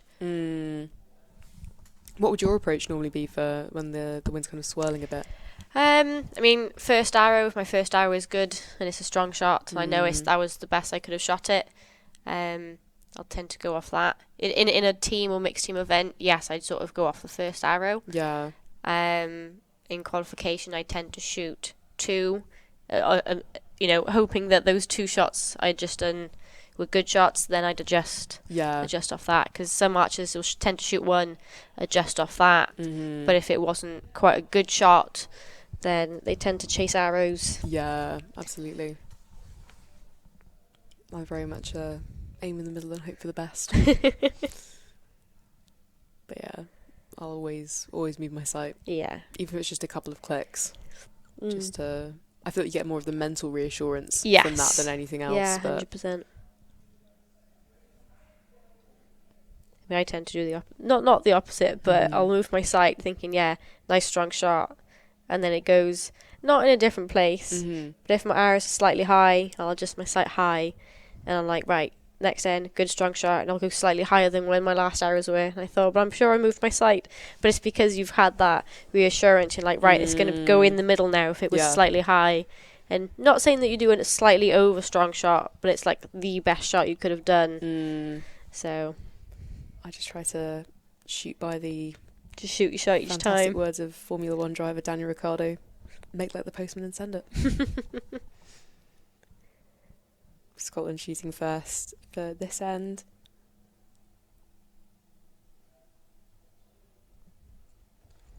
That's a lovely 10 Good opening shot there from Finley.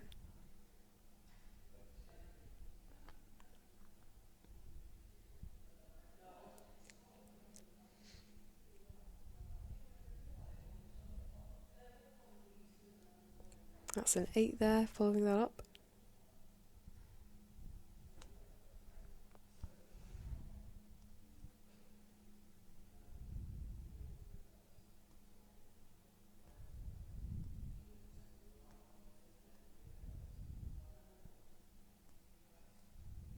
And another 10 there. Some good shooting there.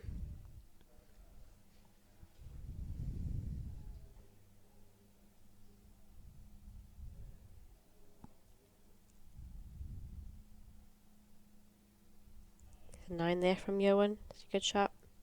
Everyone seems to be holding pretty still, kind of despite the wind. Not seeing a lot of movement in the in their stabilizers there. We might not be as windy on the shooting line as it is halfway down or on the target. The 7 there from Wayne. Now Wayne is from my club. He's done some head-to-heads before, but not any team head-to-heads. So I think they've put him in the middle as a bit of a comfort thing.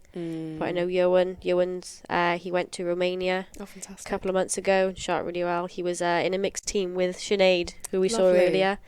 They got a mixed team bronze in Romania. So yeah, the GB performance in Romania was fantastic, and just recently at Lilleshall for the European Youth Championships as well. So great to see more opportunities to shoot kind of a little bit more domestically. These team matches as well, get some more practice in. Yes. Lovely 10 there from Scotland on the second half of this second end. Because I think often it is quite hard to get that team practice in. Yes. Outside of kind of squad experiences. Especially when we're all sort of spread about in different places. Yeah. 9 there for Scotland as well, sitting just on the left-hand side of the 10 ring.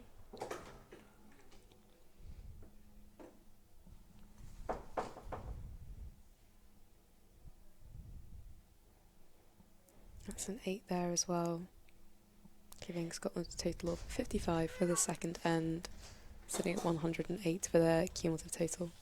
So even if Wales shoot 3 10s here on this end, they'll be down a point. Oh, there's a 9 there.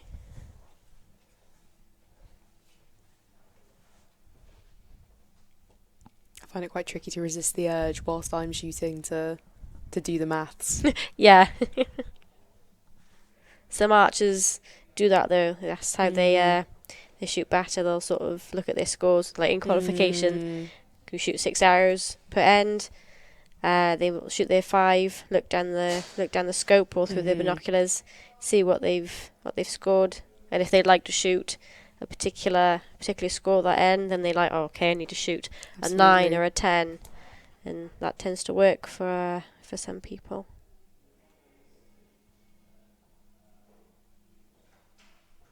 I think. Just waiting on the last arrow value there.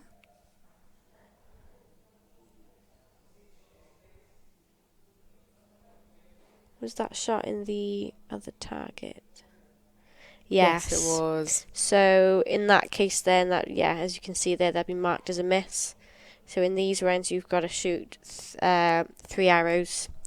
3 arrows in each target. But again, that could be nerves. I think we're quite fortunate as recurves in that that's not something that we really have to kind of compete with too much, that switching target faces. So that's a 108 points at the moment, halfway through for the Scotland Saltires just there. Is that a 98 there for Yes, it's a 98 the Wales for Green Wales. team?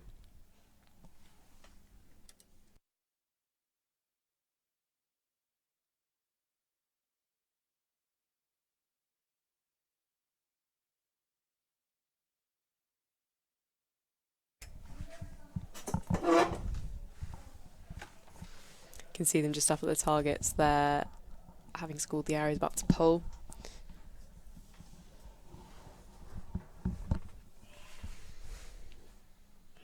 I think this is a great example of even in the cumulative scoring, just because you open with a lead or you establish a lead, you do have to keep Gotta absolutely maintain nailing it, to keep absolutely. that there.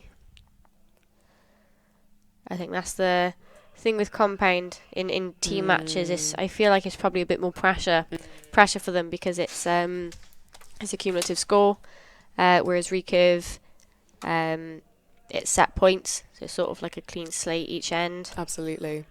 So if you have a slightly dodgy arrow or dodgy end in recurve, it's okay because you can bring it back the next end. Yeah, you can kind of write it off. Yeah. And look at it fresh. Exactly. In the next set.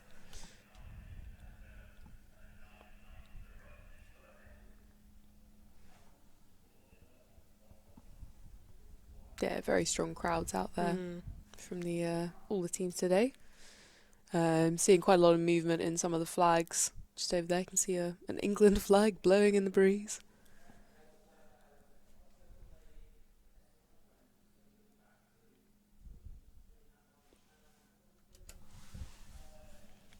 There we go, Wales shooting first this next end. 10 points down at the moment, but we've still got 2 ends to go. Yeah. I think if they can shoot strong these ends. Absolutely.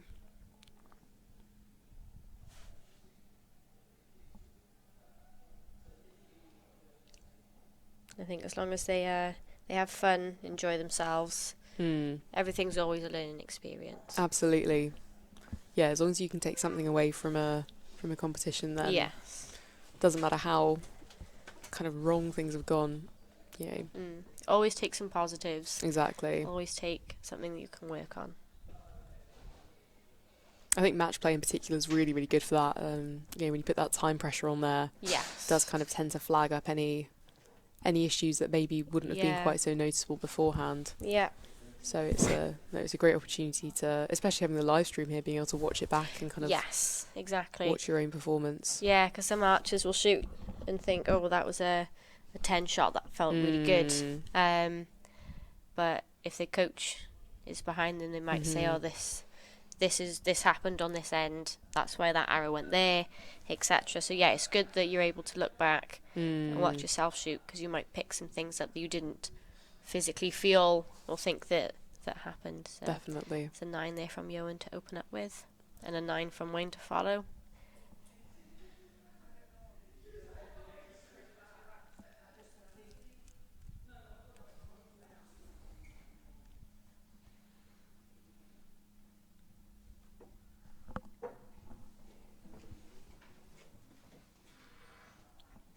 An 8 low there for Steve. Again, you can see the flag in Finley's quiver there. Does seem to be catching the breeze there.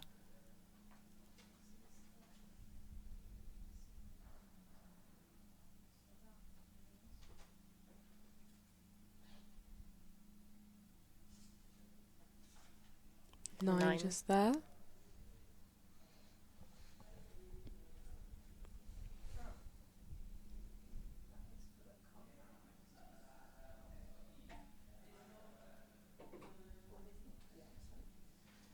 Another 9 there for the Scotland team. Still some consistent shooting. Very much so. See Ewan's shirt there, blowing a bit in the wind. Shows there is still. You can see the flags in the background there, behind the arch, are blowing quite a bit. That's a 10. Lovely stuff. I think it's often easier to tell in the live stream when you've got people with long hair shooting. If you've got it in a ponytail, you can watch where it's blowing. It's our own personal wind Exactly. flags.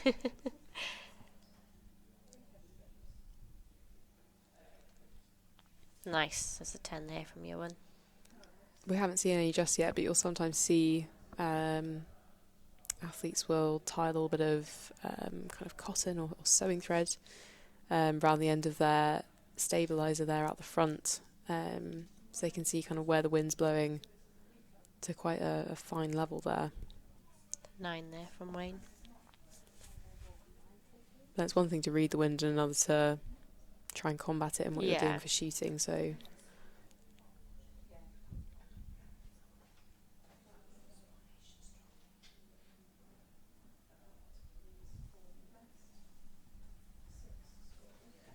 There's an 8 there from Steve. Consistent on both targets, just slightly low.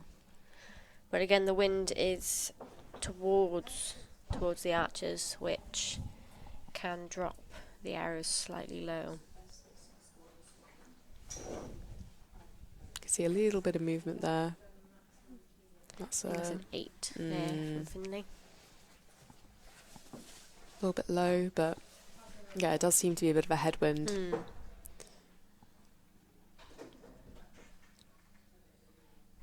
Lovely 9 there.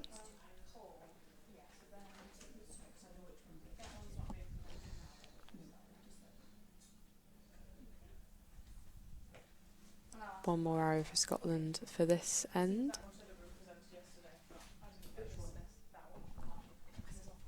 And that's a 10 to finish, lovely. So finishing up with an end total of 55 for Scotland and 53 for Wales, and then Scotland are leading going into this final set with a total of 163 against Wales's 151. So we are looking at a 12-point lead just there for Scotland. So yeah, it's a good position for them to be in.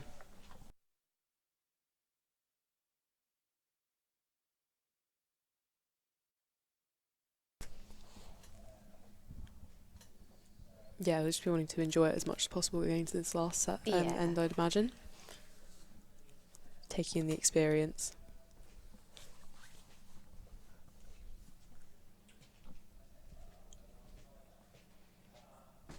I mean, it's not often a chance to shoot rounds like this and have the opportunity to do team matches, mixed team matches. So it's always a good experience. Absolutely.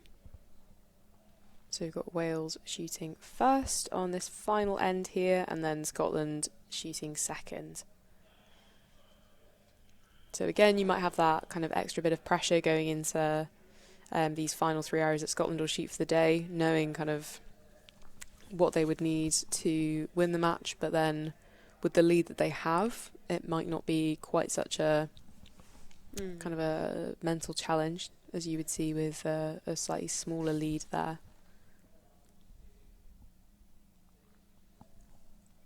This could work in Wales's favour, because they might feel that they've got there's too much of a gap to claw back, so they might really relax into their shooting and shoot really well. So yeah, we'll see what happens.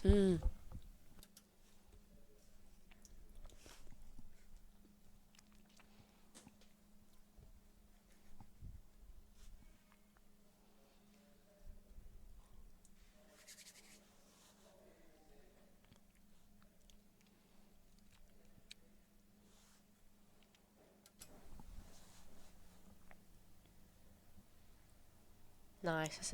I'd say that's a 10 there from you, and they might mark it as they've marked it as a 9-liner. Better to have it marked as a liner and then have it upgraded than Yes. find at the last possible moment that...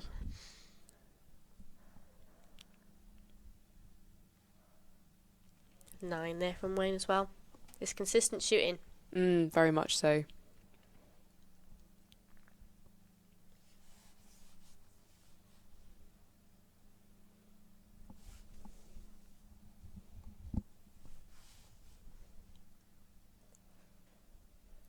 An 8 there from Steve.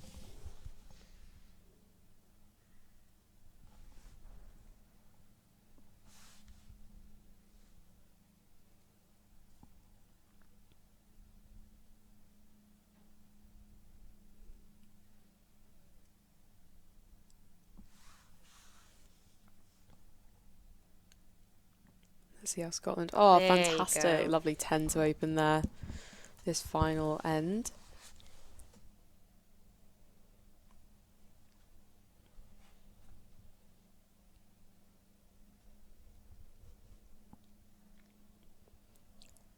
That's a 9 just there, following up there for Scotland.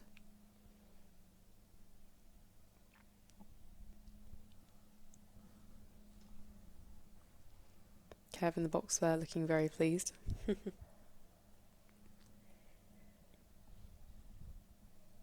think that's a 7. there. Still maintaining that lead though. So on those 3 arrows at the minute, both teams are marked down as 26. But if Johan's first arrow is marked up to a 10, that'll then be a 27.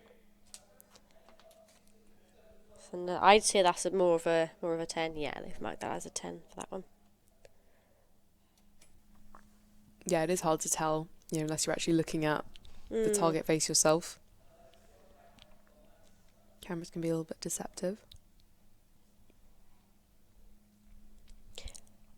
That was right behind Johan's arrow, and I'd like to say that was a 10. Well, they've marked it as a liner. I think that's the problem as well in quantification when you're looking down your scopes.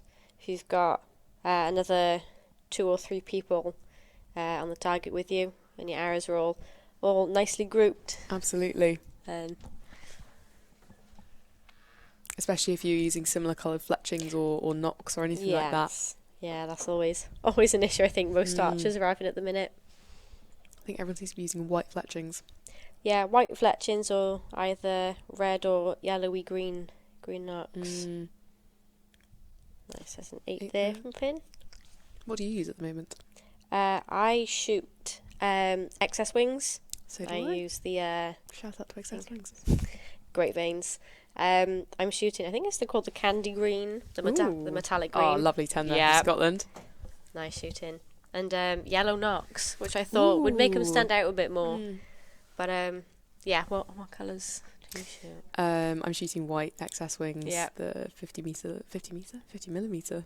Okay, I shoot the low profile ones. The 40 mil.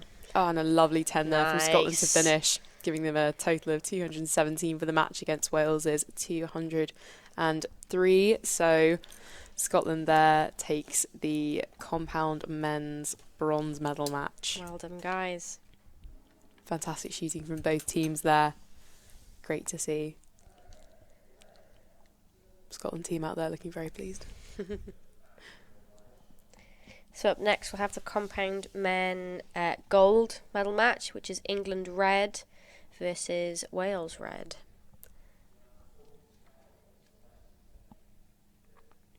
Wales fielding some very strong teams for the finals here today. Yeah.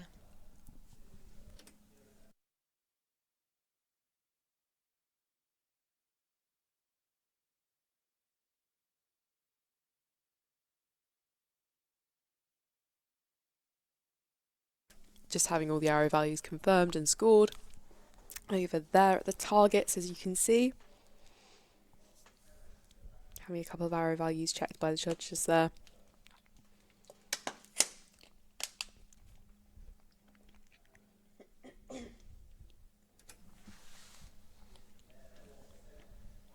At least it's enough of a margin that those arrow values aren't going to kind of change the outcome of the match, because it's rather nail biting when you're stood at the other end down there, kind of not entirely sure of what's going on. Yeah, if there's sort of 1-2 points in it. There we go. You can see the judge gesturing to target 1, indicating that the Scottish Saltires have taken the bronze medal in this match. Well done.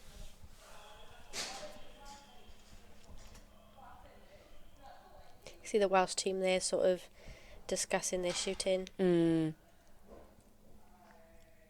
Yeah, good to be able to reflect on it as a team. Yes. Yeah.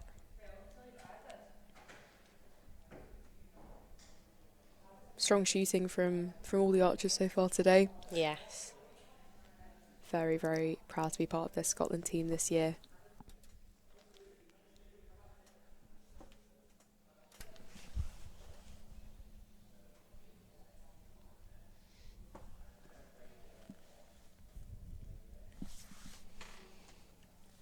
Lovely stuff, and then we'll be moving on very shortly to the gold medal match for the compound men's team.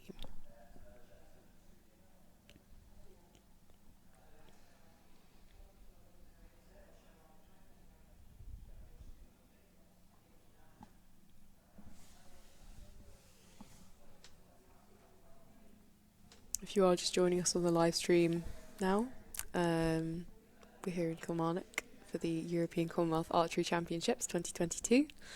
My name's Natasha, and I'm part of the Scotland team. I'm Taya, I'm part of the Welsh team.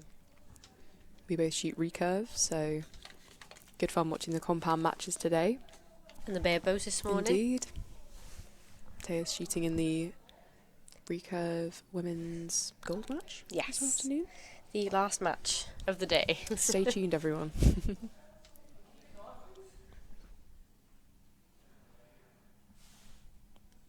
How long have you been shooting now, Taya? Oh God. 9 years? Nice. 10-ish? I can't remember. I thought you lose count after kind of 5 or 6. You do. I think I was about 11 and a half, 12 when I started. Just sort of weirdly it was a weird way of getting into the sport. So it was sort of year 5 of primary school. My year went off to like an outward bound sort of trip for a weekend. Archery was one of the activities, along with sort of like hiking, canoeing, along with a few other things. Just enjoyed it, and that was sort of it. And then I think it was the year after, me and my family went on holiday. Can't remember where. We haven't been on holiday for 10 years because we've been doing archery. But the last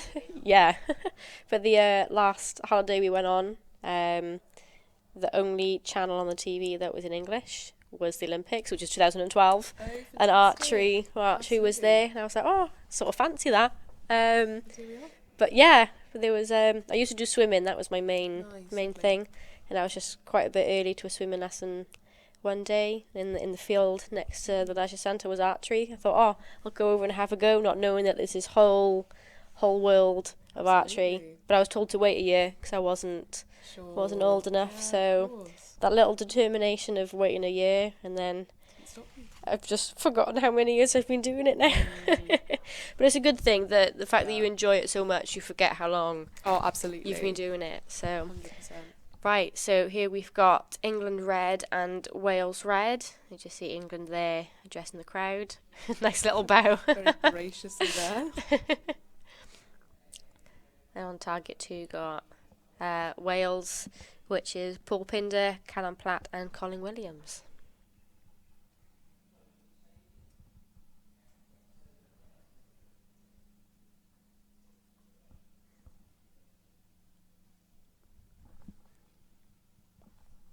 Let's see who we're shooting first. Kicking off this gold medal match. I guess target 1, England's red team will be shooting first. Fantastic.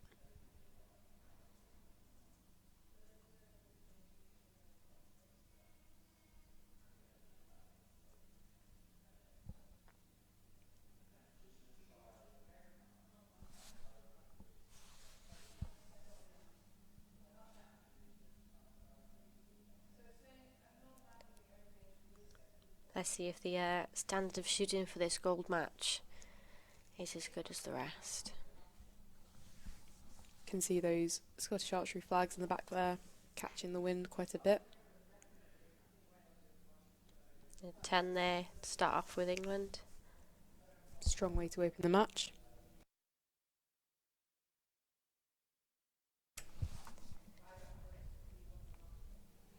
Following that up with a 9 there. Very quick off the line there as well.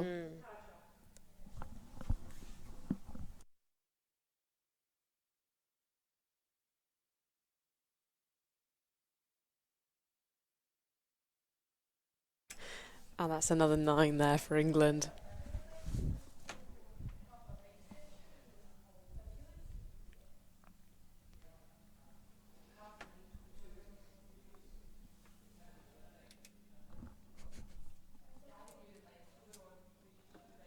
Nice shot there from Colin. Quite a quick shot. That's a 9.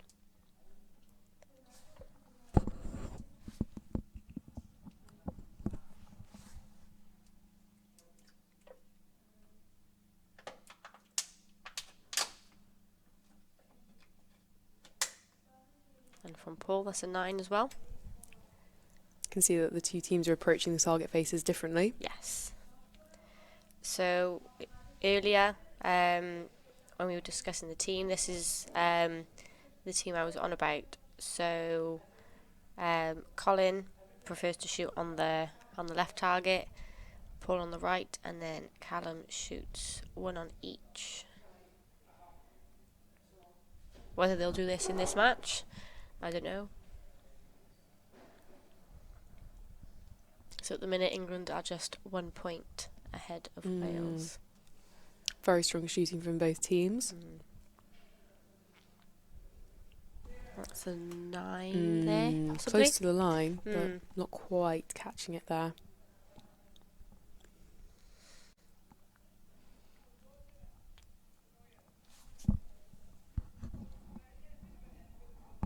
That's a 10 there from England. Lovely shooting.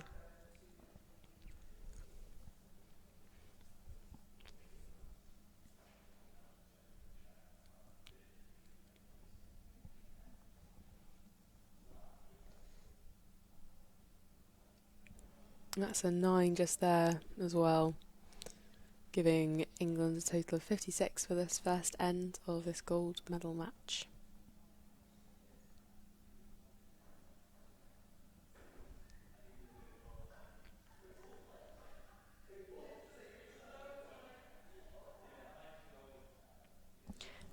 That's a 9. Yeah, they've marked it as a 9. Had a moment of panic seeing that arrow on that left-hand face there, but that was where it was meant to be. Yeah. A 9 there as well. Some speed on those arrows there. You could see as that went into the target there.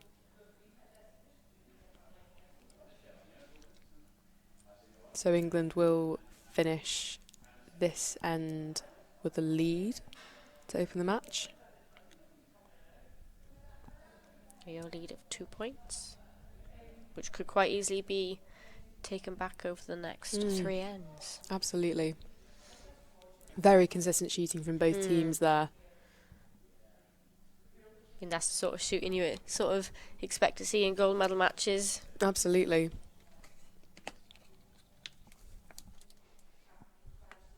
See the judge just there confirming those arrow values.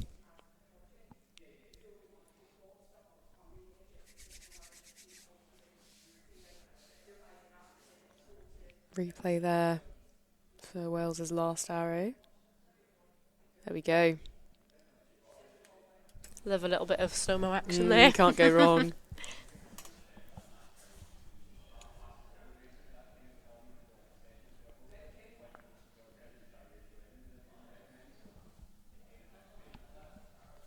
Still quite overcast here in Kilmarnock, over in the west of Scotland. About half an hour outside of Glasgow.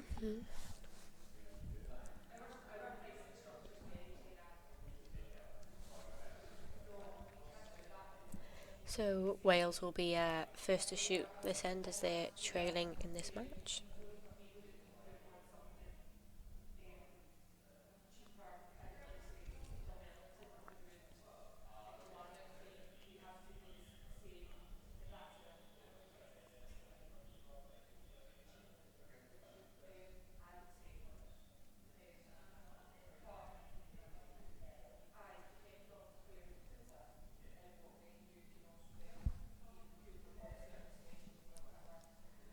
There's an 8 just dropped low there for Colin. So we've got a few more people now showing up in the crowd to support the athletes. Yeah, you know that hotel checkout time has been and gone. Oh. It's a 9 there from Paul. No, it's great to see everyone supporting their teammates. As we were saying earlier, the support all through the weekend's been fantastic.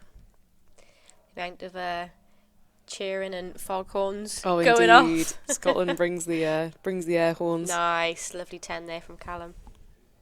Shout out to Frank and the air horns. But he forgot it today. Didn't bring his air horn. I probably used it all yesterday. Wouldn't surprise me. But that brings so much more of an atmosphere. Exactly. For everyone shooting as well. 9 there from England. Opening this second end. There was a point in my quarter-final women's team match and it was a little bit quiet just before we went up to the line, so I turned round and was like, I can't hear you, Scotland. I heard that, yes. Quite the noise that brought on. 10 there from England. But like we were saying earlier, some archers enjoy quite a lot of noise and support. Others like the quiet, so they can focus. Just outside the 10 there. Might mark it as a 10, and they've marked it as a 9. Okay. We'll see how that ends up.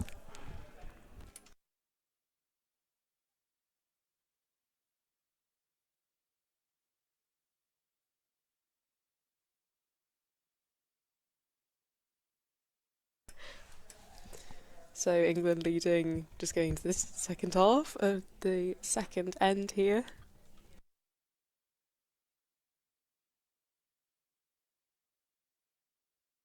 So there's a 9 there from Colin to start with. An 8 there from Paul. Didn't look too happy with that shot. I think some archers feel like they need to perform in these matches, which can put a bit of pressure on them, where they just need to focus on their shot. Is an 8 there from Callum.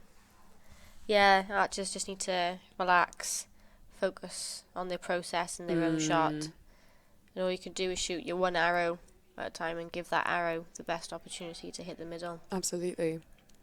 Would you lean more towards kind of calming yourself down or hyping yourself up and kind of enjoying the nervousness? 10 from England there, lovely. So, I mean, during qualification, I did feel a bit of nerves. My heart rate was going quite a bit. And then during my semis, nice shot there. Yeah, during my semis for my team match, my heart rate was going. I noticed that it was the same sort of pace, but my feelings, it was more adrenaline than nerves. Sure. So it's how you can control that. And I think if, for me personally, if the atmosphere is level, for England. Good shooting. Yeah, if the atmosphere is level with my shooting, then that sort of calms me down a bit. Sure, I think. okay. Yeah. So I guess leaning more towards the calming, but it's also psyching me up at the same time. Sure. It's a bit, sort of a bit of both. Yeah. But it equals itself out. Yes. I think I definitely tend to really psych myself up. Yes. And just kind of go for the enjoying the nervousness. Yeah. Yeah. Because I don't get quite so nervous these days. I really used to shake quite badly, certainly at the start of qualifying. I had that a little bit yesterday, actually, which is the first time in a while. But, like I was saying earlier, physiologically speaking, being nervous and being excited are the exact same thing. Yeah. So being able to kind of take that cognitive reappraisal approach. Yeah, I think it's just how you view it. You can always, if you're feeling nervous, you can always say to yourself, nope, this is adrenaline, this is excitement, and you Mm-hmm. can turn it around and use it to your advantage. It's just archers that shoot well. They're able to control their emotions. Absolutely. Just Yeah, see England there taking a photo. that'll be on someone's Instagram story later Oh on, yeah. I'm sure. You see Malcolm in the background there in the yellow and blue top. Walking around getting the best angles. Absolutely committed to the photos. So Wales will be first to shoot this end.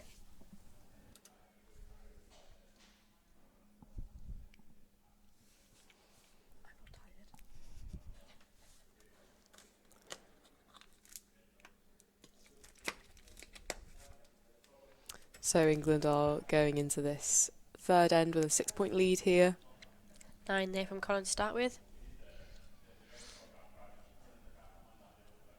Let's see how everything holds together over the course of these next two ends.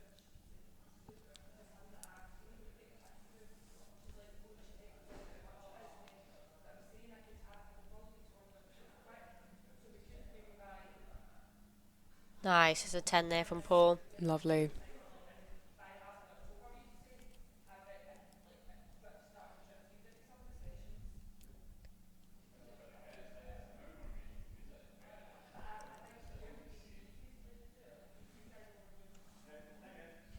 Nice, and a 9 there from Callum as well. Lovely stuff. 28 at the end of this first half of this third end for Wales there.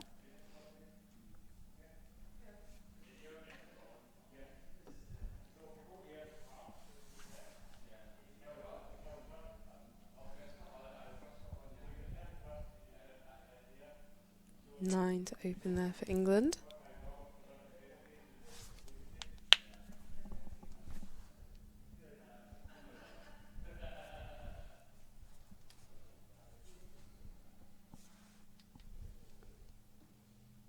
Oh, and that's a 9-10 liner maybe. Marks a 9, but we'll see if that gets upgraded at the target there. Again, that wind really looks like it's picking up. Certainly down at the end here. Oh, 10 there we there. go. Lovely stuff. Little bit of a steer in there from the archer. But you've got to do what you need to do to Yeah. get it in the middle there.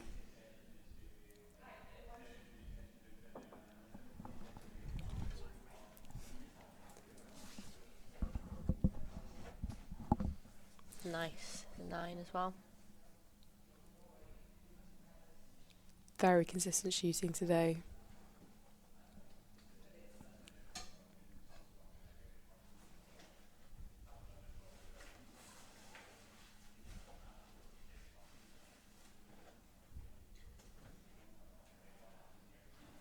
It's a bit of a long hold for Paul.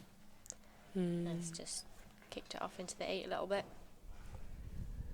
Looking at the flags now on the banisters outside, they're actually moving quite a bit now, whereas they were still this morning.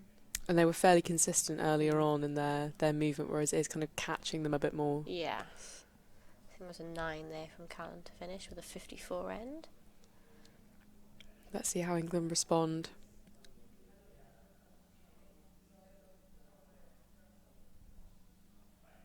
9 there.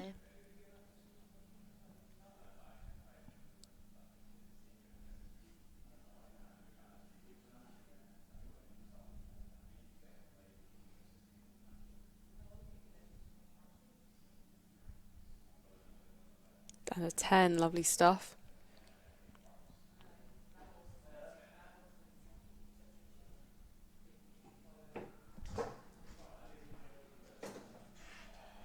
England are definitely looking comfortable in this. There we go. There we That's go, a a 10 as 10. well.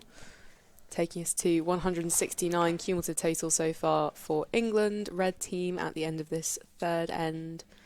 And then 160 for the Wales red team. So that's a 9-point lead to the England red team. Both red teams in this match today.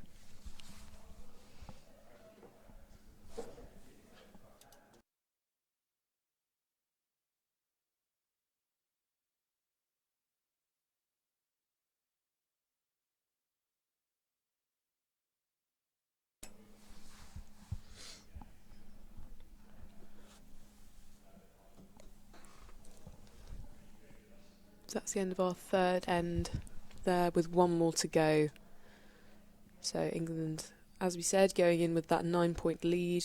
No, Against 10-point lead. They marked 10 that point. one. Oh, there we go. Yeah, they marked that arrow up. England looking very pleased about that. So again, Wales will be first to shoot this end.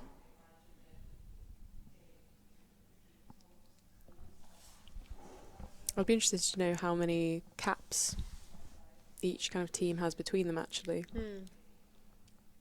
See England giving them all high fives there. Get the hype going. They seem a lot more chill, sort of in amongst their own team, whereas Wales seem to be a bit quieter. But that might be what works for them. Absolutely. Yeah, you do find it really varies. But no, good to see that England are certainly enjoying themselves. I'm sure Wales are too. Yeah. You guys always seem to be having a great time. We do.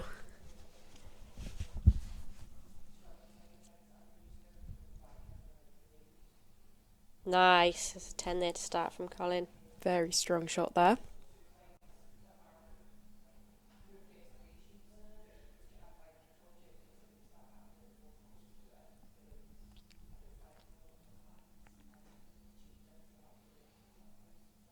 Steady hold just there. Quite a long one, but holding it nice and still. Okay, so 9.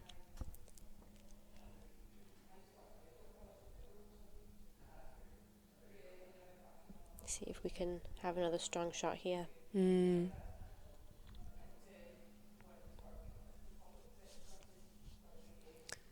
Nice. There's a 10 there as well. Lovely. And again, this is a gold medal match, so both teams will be walking away with a medal. Yeah. No matter what the outcome. So it is a nice position to be in. Yes.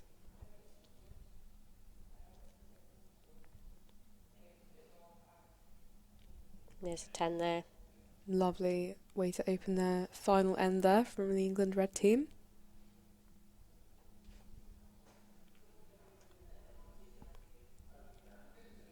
Very decisive looking draw there.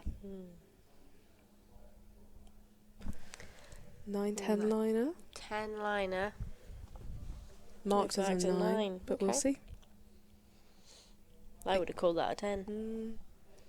Again, it is difficult to tell on the cameras. You could do a little 3D analysis there. There's a 9 there as well.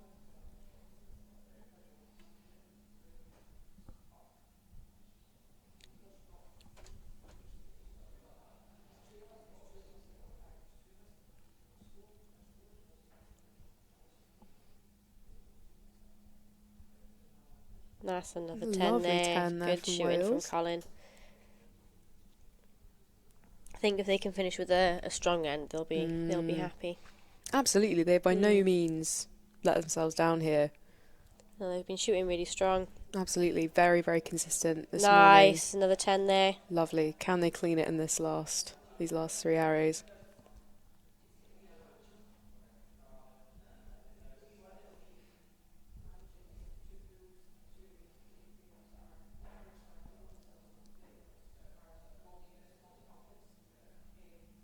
It's a 9 there.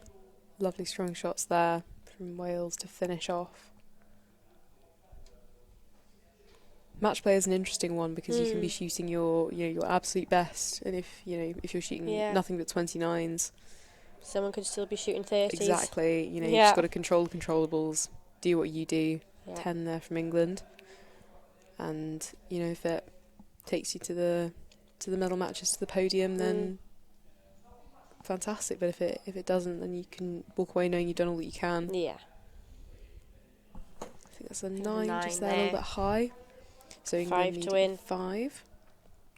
So Just hit target, really. Exactly. Yeah. See if they can finish strong here.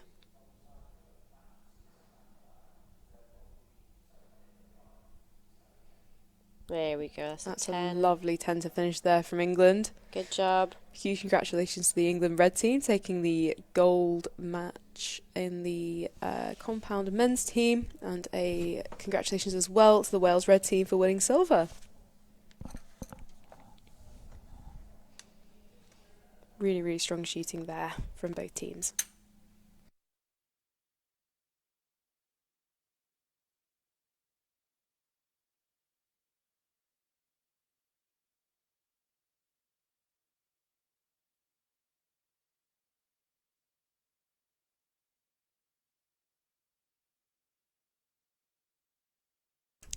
Having those scores. There we go.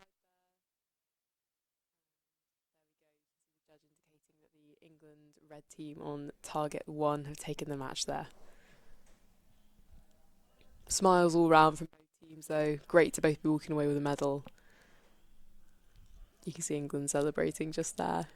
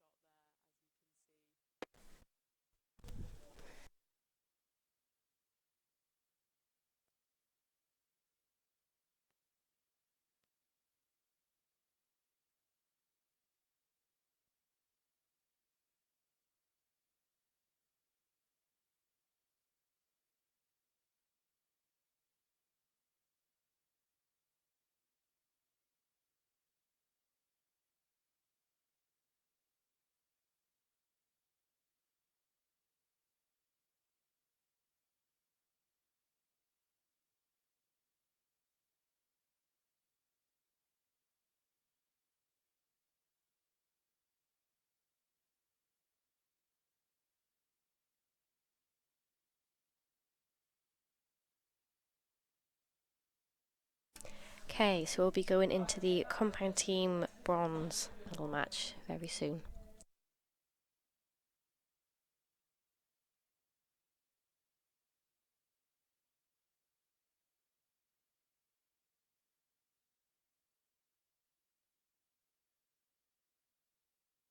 Okay, so here you see the Welsh team just addressing the crowd.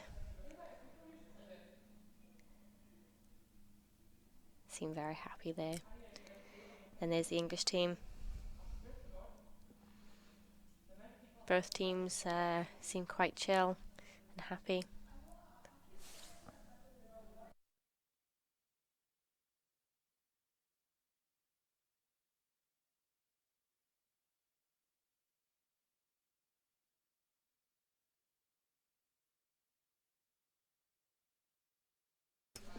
Okay, so England will be shooting first on target 2, followed by Wales on target 1.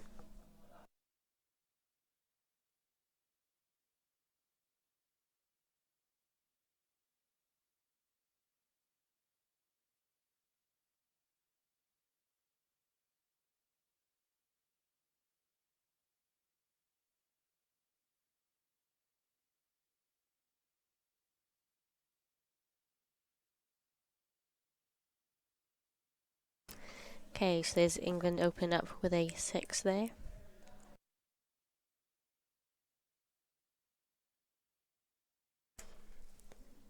Yeah, as we've been saying, it's tricky to know how to aim in that first arrow if you've not been shooting on the same field. So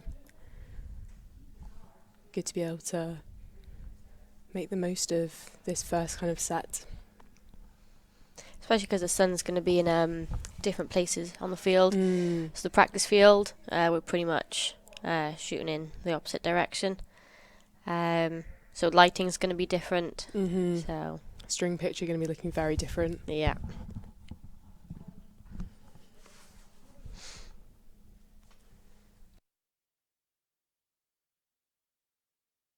Open up there from Vicky.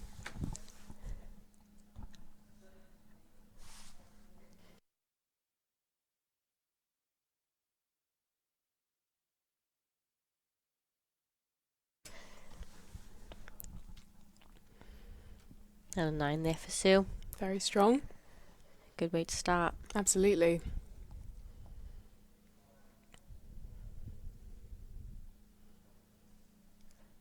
Yeah, I can see some very strong support out on the field here today as well.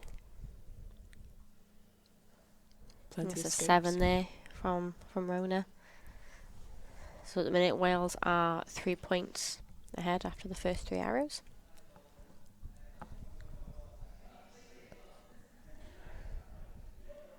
There we go, Michelle shooting first for England.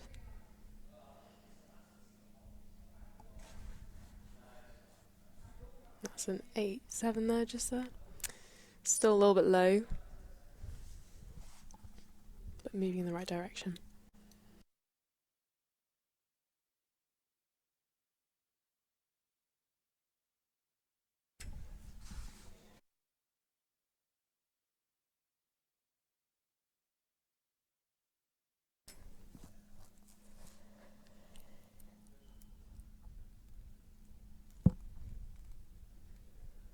And a 10 there as well for England. Lovely, and that 8's just gone through. Okay, so Wales have actually swapped positions now. So Rona shot 3rd on the first rotation. She's now shooting first. There's an 8 there.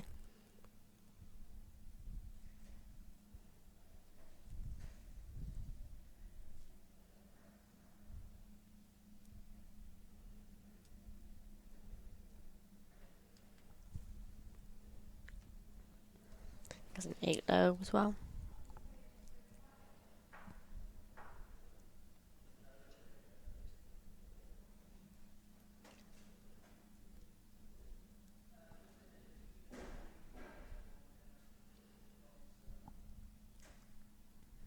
Nice, and a 9 there to finish for Vicky. So at the minute, Wales are leading with 51 and England behind with a 48.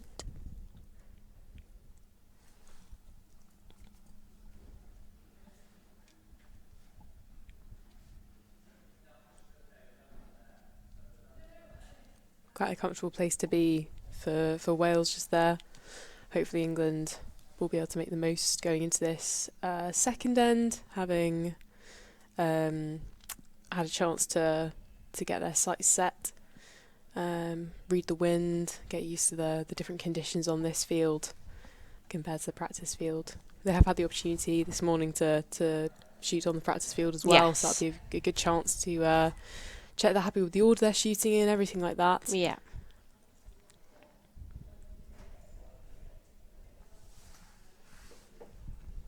What would your approach tend to be during match play in kind of a team of 3? Would you be chatting to your teammates? Yeah, I mean, we tend to discuss who likes what, whether they need something said to them, if it's like cues for the shot or nothing at all. Yeah, we sort of discuss that as we're practicing our rotations. Lovely. Yeah, I mean, like we said earlier, each their own. Some people like the big crowds and the cheering. Others like dead silence so they can focus. So it's whatever works for each individual archer. Yeah. Absolutely. Yeah, I think I like to have the kind of the mix of moments of seriousness. Yeah. Kind of, so often I'll shoot first in a match. I'm quite happy kind of at any point in the rotation.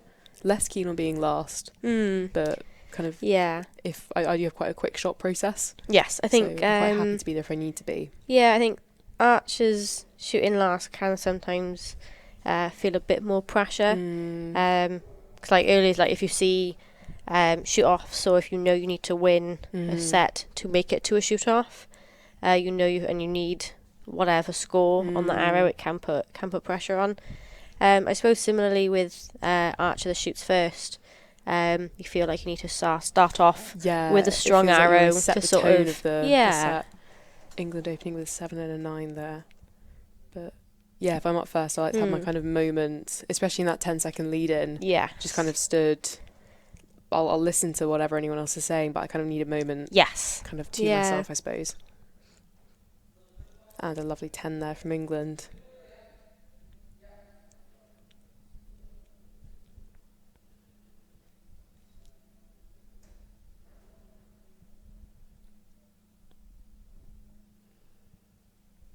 Nice, and a 10 there from Vicky. Very strong shooting from this Wales team.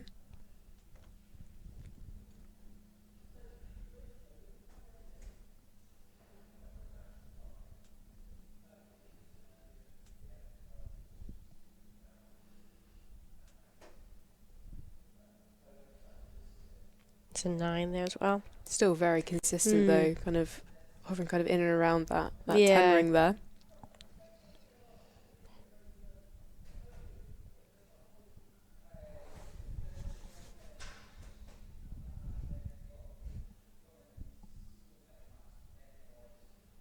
Nice, and another 10 there. Lovely 10 just there.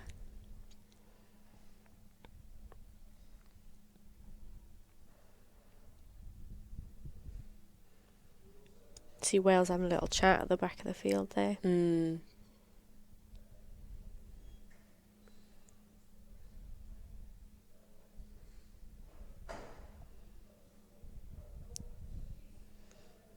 Seven just low there for England.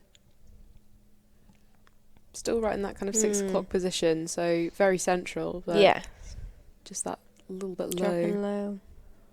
But again, looks like we could be having a bit of a headwind here, so that's definitely going to be playing a part. And a 6 just over at 9 o'clock there.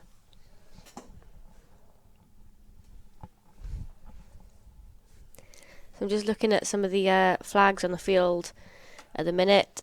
There's 2 of them I can see that are sort of got quite a bit of a strong headwind.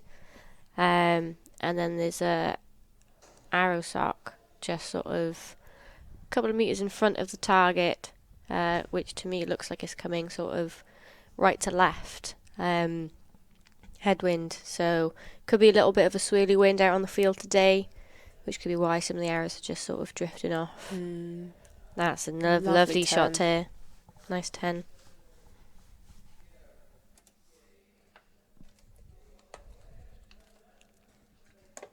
Wales in a strong position at this point in the match.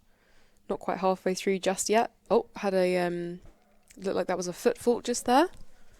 Yeah, so what's happened here? Arrow was out of the quiver before she was on the line. Arrow fault then. Yeah, I think she's just, you can see there, she's a little bit shaken up. So the arrow's got to stay in the quiver. There's a 5 there.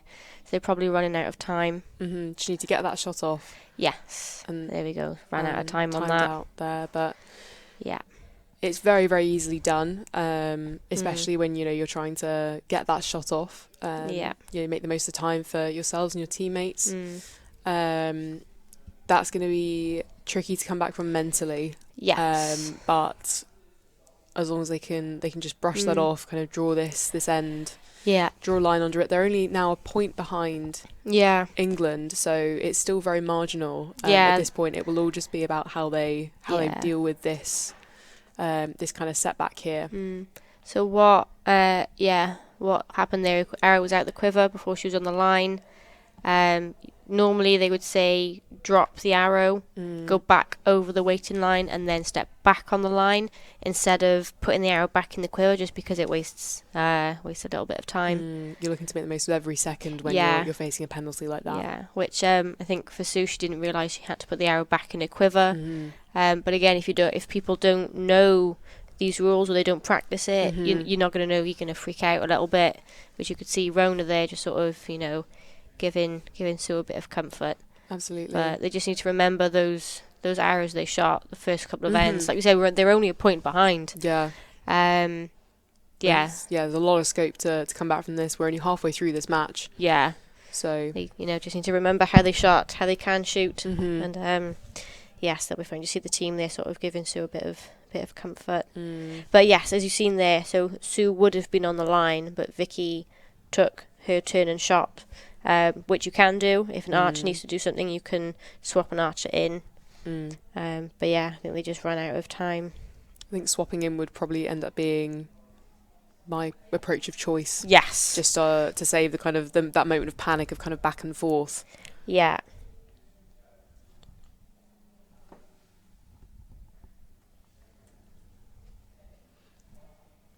So like we said, England only leading by a point going into the second half of this compound women's team bronze match. There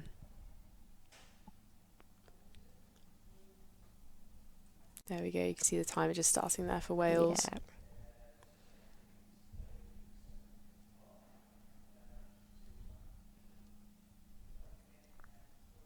There we go, that's a 9 for Nice. Wales. That's a strong shot to open after that kind of setback that they faced in that last end just there. So as we were saying, it's all about knowing exactly what you do and how you do it, and knowing that you do it well. Kind of maintain Let's see that. if Sue can shake off that arrow and shoot a nice shot now. A little bit of a longer shot. There we Nice, go, 10. there you Lovely. go. That's what she needed. Absolutely. Important to be able to maintain that kind Yes. of self-efficacy in the face Yeah. of that kind of incident. But clearly she's done a smashing job of that, Yeah. which is really, really good to see. See, that should calm her down quite a bit now. Happy for her that she shot that then. And a Lovely 9, there we for go. Excellent shooting there, coming back from that arrow fault just there. It's so important to practice those sorts of things, though. Yes. You know, I think it's absolutely. often kind of explained to athletes, and even practicing it is one thing, but when you kind of face it in that, particularly in a final situation, you know, which is already much more high pressure, I think, there for England. Yeah. It is very, very tricky. You want to have that kind of ingrained, like autopilot kind of response to it, basically already there. Need to practice all the potential things that could go wrong. So 10 there for England. Absolutely, yeah. It's no, you want to hope for the best, but prepare for the worst with these sorts of things. Yeah. It's a 9 there. England looking a little bit calmer in this set, I must say. So they're tied at the minute. So Wales have, in a way, clawed back that one arrow there.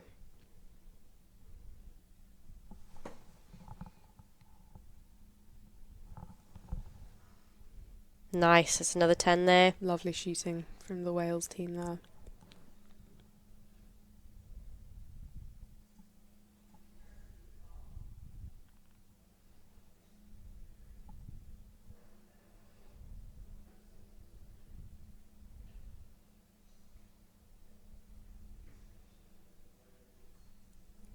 Okay, it's an 8. Still a good shot.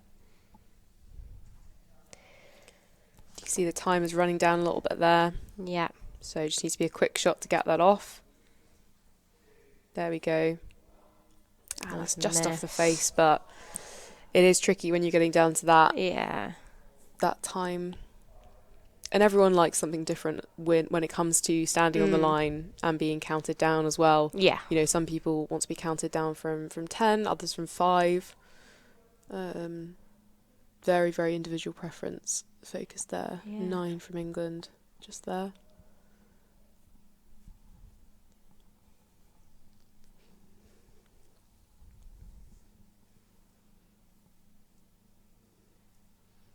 There's a 10 there, I'd say. Marks the liner, so we'll see. That should get upgraded, I should imagine.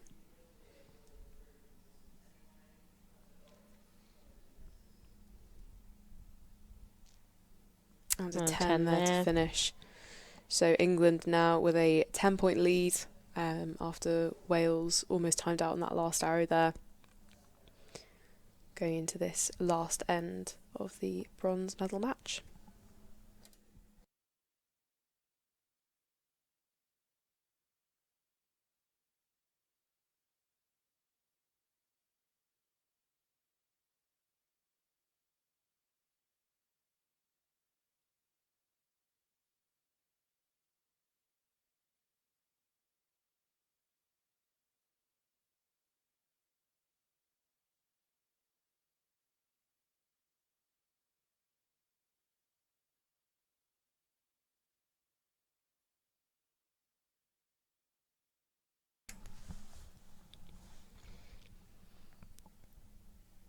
Tricky to know exactly what to do when you're facing that kind of time pressure. for recurve, some people would choose to maybe kind of yank it through the clicker. Others would shoot through the clicker. I guess when you kind of look at shooting through the clicker, you're then potentially sacrificing a couple of fletchings. But, or a clicker. Yeah, exactly. But good to be prepared for those situations. Timing drills in training is something that I've been really focusing on recently, in kind of giving myself I'll start off a session and I'll do 20 seconds per arrow and then cut down to 15 to 10 then to 8. Yeah, it's always good to know, like for argument's sake, so like Vicky's arrow there, she only had 6 seconds really for that shot. If people do training where they know they've got to punch the trigger or like you said, shoot through the clicker, it's good to do training in that sense to know potentially where you've got to aim. Absolutely. If you have got to shoot through the clicker or punch the trigger. Something that we were doing in training actually quite recently was preparing for equipment failures when we don't have spare bows. So my mixed team partner at this training day and I were swapping bows. Oh, there you go. To shoot. So I had to aim high despite kind of higher poundage on Jonathan's bow.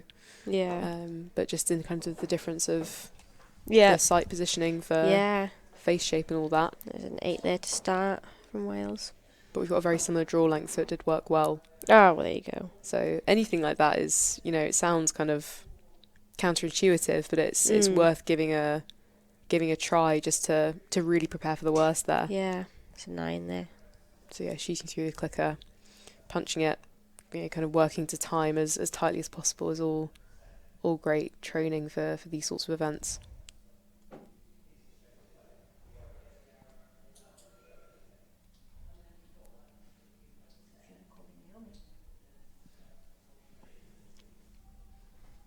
Another 8 there for Wales.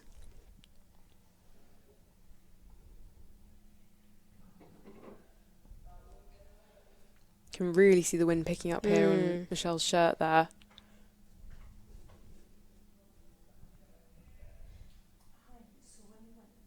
It's a 7 there to start with from England.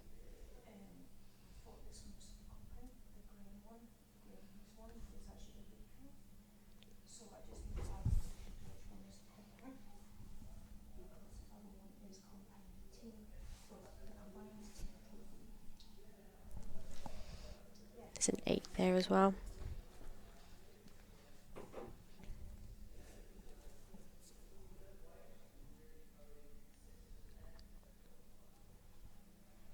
And a 10.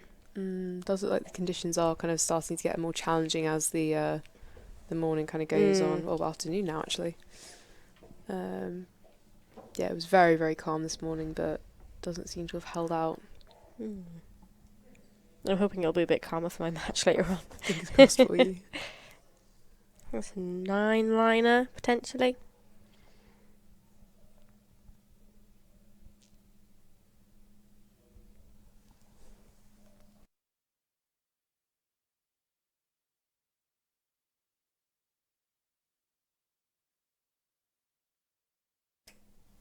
The 9 there from Sue as well.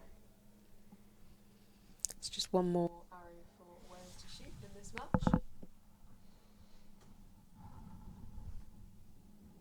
Much more of a clear time margin on this. Yeah. Not quite sure what happened in that last end.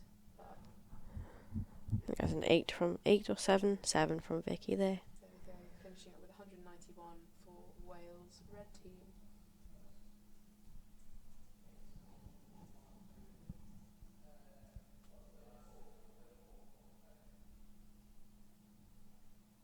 Lovely strike. 10 there. Finish there.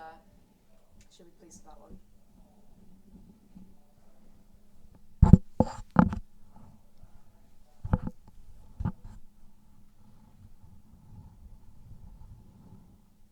Oh, another 10. Fantastic. So England could not even shoot this last arrow. Yeah.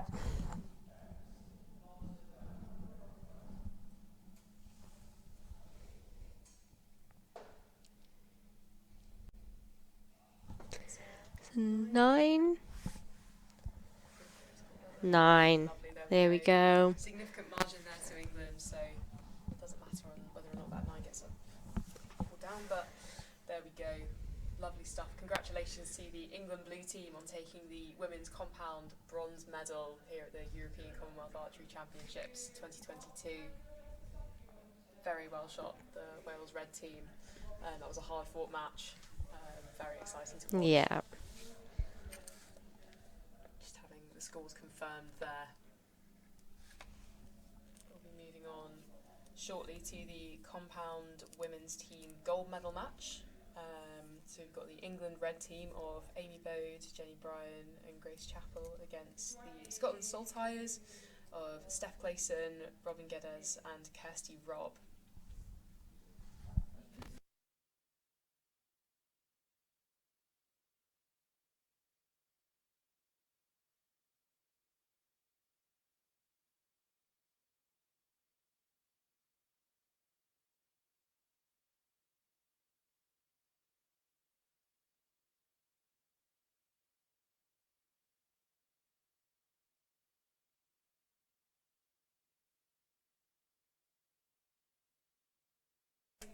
Both teams looking pleased with their performance today. England team in particular looking very happy to be walking away with the bronze medal today. So congratulations again to them. Slow-mo replay of Michelle's last arrow there. Lovely 10. Really strong shooting from her today. She finished up third in the individual qualifying yesterday, which she was very, very pleased with that. So good to see her getting some strong shots in on the finals field to walk away with the bronze medal there.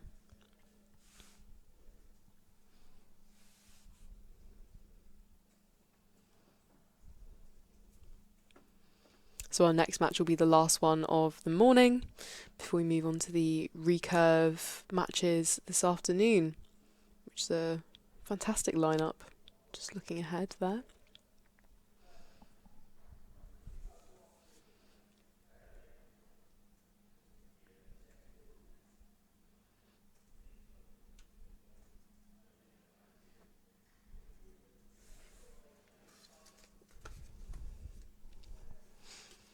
So we've got matches running all the way through from, I believe it's 2 o'clock we kick back off with the recurve mixed teams until, in theory, starting at 4:20 for our final match of the day, which Taya, who's here on the live stream here, is shooting in.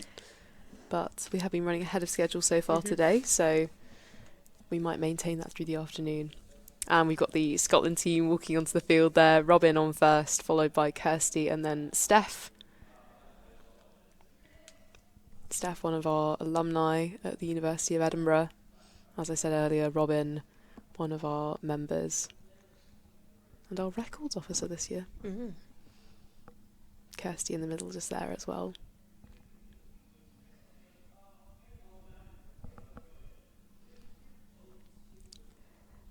Big waves from the England team just there.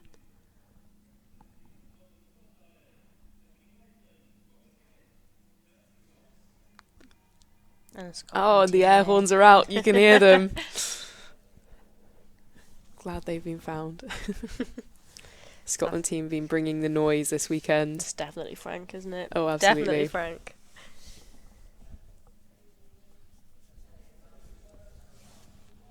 Really great to get kind of that verbal support. Yeah. Kind of that volume support as well behind you.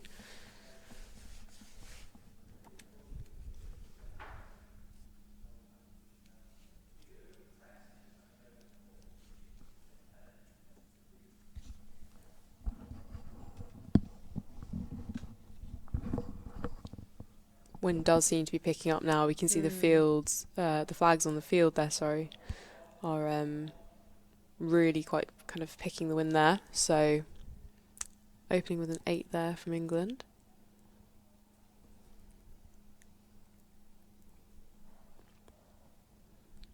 Bit more direct sun than there has been for the last couple of matches, as you can see on the stream there.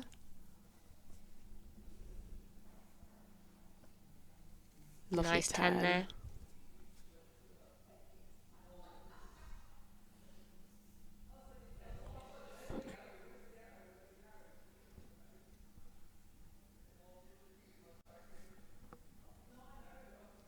Lovely shot there, 9 for England as well. So starting with a 27 for this first half of this first end from the England red team. Let's see how the Scotland Saltires team will respond. Robin up first. Looking very comfortable on the line there.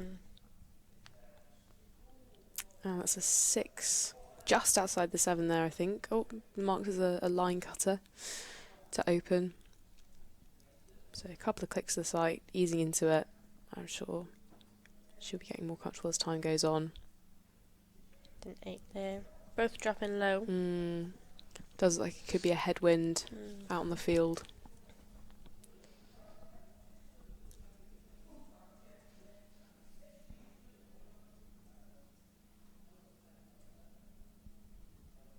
Lovely 10 there from Steph.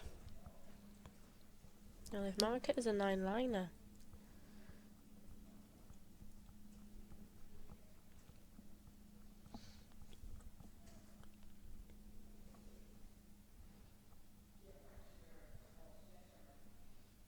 Both teams doing well on the time there. That's another 8.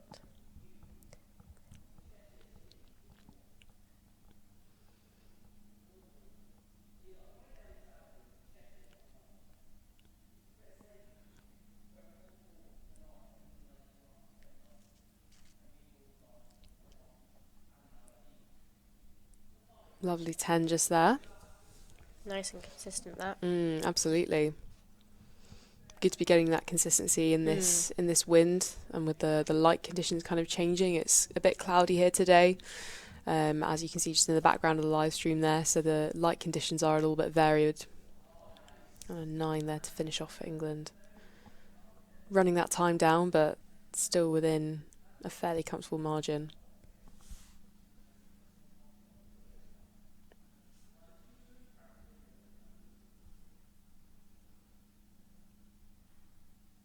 There we go. Nice shot there. 10 from Robin.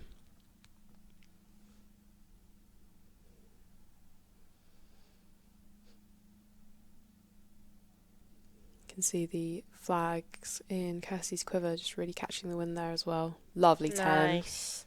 Fantastic. It was looking like a very clean shot there. Great to see.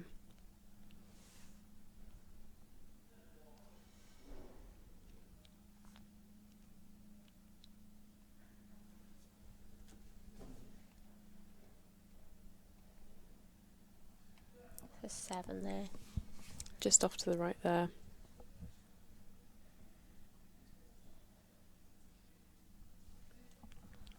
So finishing up this first end with a 54 for the England red team and a 50 for the Scotland Saltires team.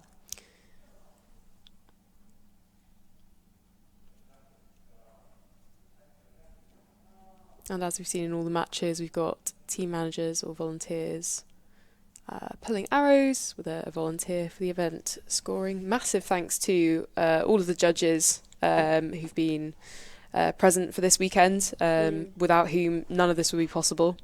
And again to the volunteers and the organisers. Absolutely. Yeah. The weekend's gone off fantastically.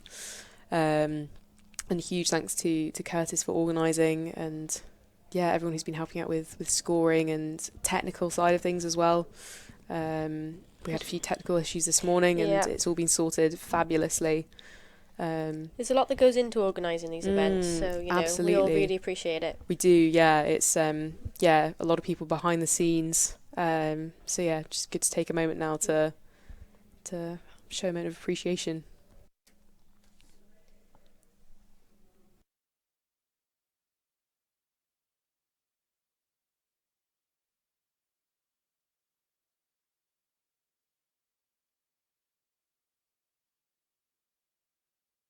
So with those line cutters, we have finished up with a 52 for Scotland there. So it's a 2-point lead to England going into this second end.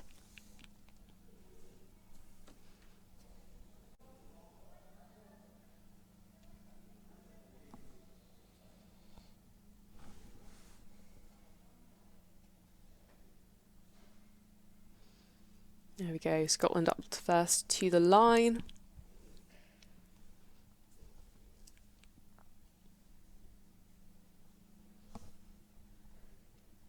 9 there from Robin to open. Kirsty had the flags that were in her quiver in her ponytail earlier, but unfortunately he's taking them out now.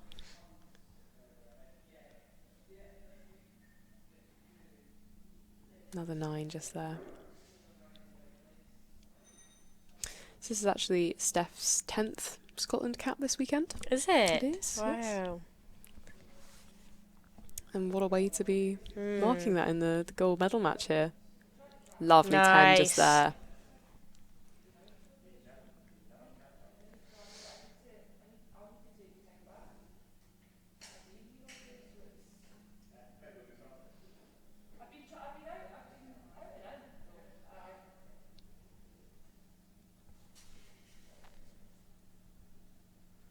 That's quite quick off the line there. I think that's a 8-liner. Mm-hmm.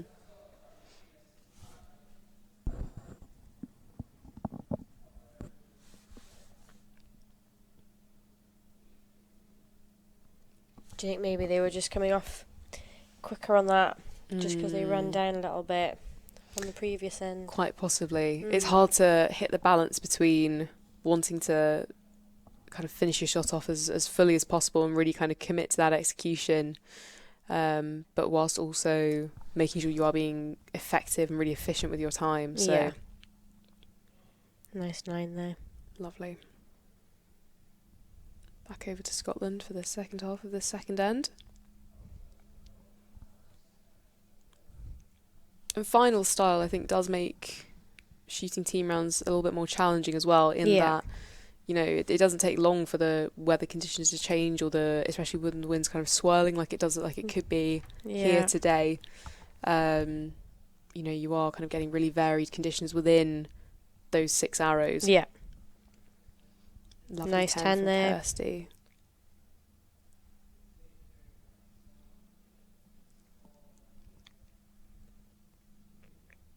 Plenty of time for Steph's last arrow here. See the wind, like we just said then, wind's picking up quite a bit, but there, look. Just needs a strong shot. That's an 8. It's an 8. Just there. Looked strong on the execution there, but like we said, it could be a headwind, kind of swirling around a bit there, so tricky to read these sorts of conditions. I mean, we're sat inside here, so difficult to say what it is like out there at the moment. Well, I'll tell you what it's like at the end of the Please day do on my keep us match. updated, keep us updated. I expect a full report. Okay.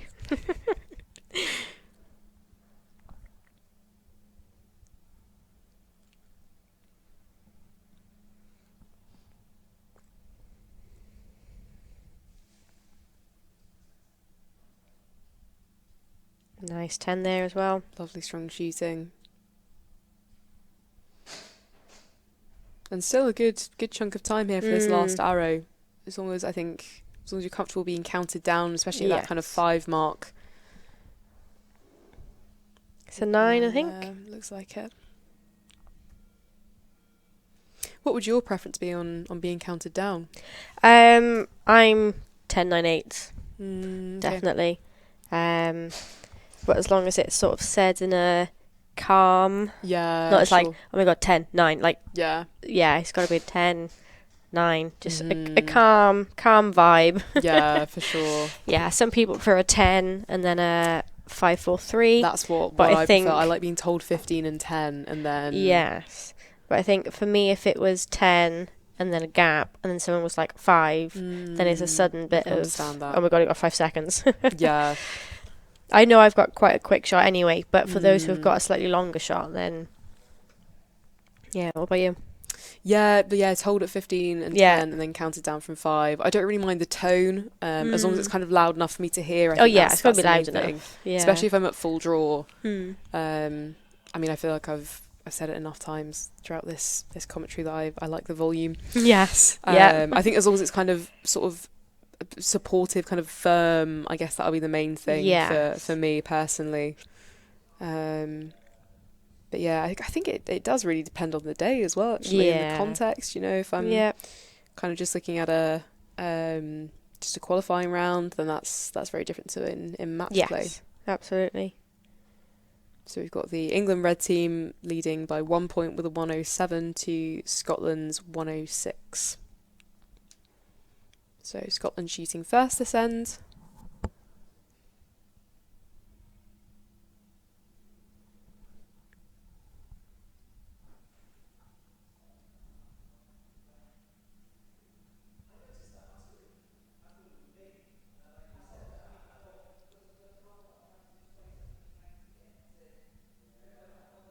Looked like a nice shot. It was an 8 8. there.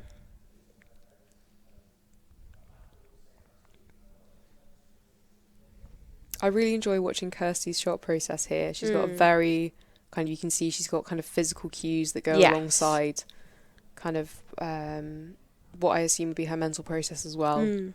But it's really, really interesting to see how varied that is from archer to archer. Yes, absolutely. Everyone's got their own sort of like quirks and that with their shot. Yeah, some people like kind of verbal cues. They'll associate a word with certain parts of their shot routine. Yeah. Other people it's more kind of just the feeling. I went through a phase when I'd kind of count. So I'd count in like bars of 4. So I'd go like 1, 2, 3, 4, 2, 2, 3, 4. Yeah. For each part of my shot routine. So it was all kind of the same length of time. So all manner of things work. Yeah.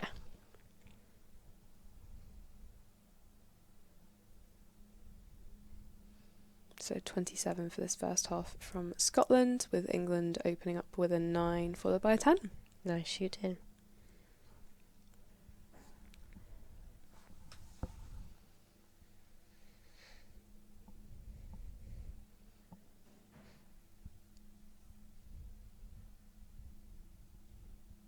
Yeah, another 10 there.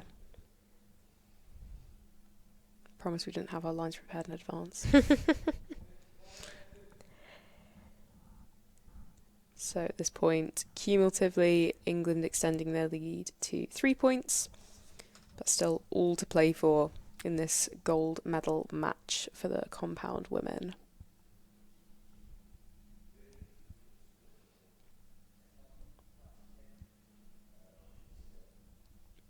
That's a 9 there from Robin.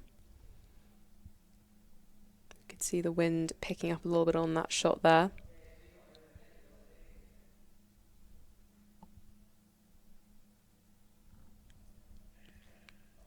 Nice quick shot from Kirsty there, and that's a 10.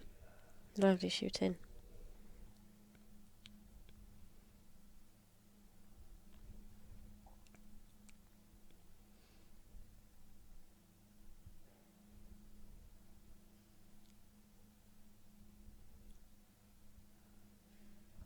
That's an 8 there from Steph, taking into a 54 for this end and 160 in total so far.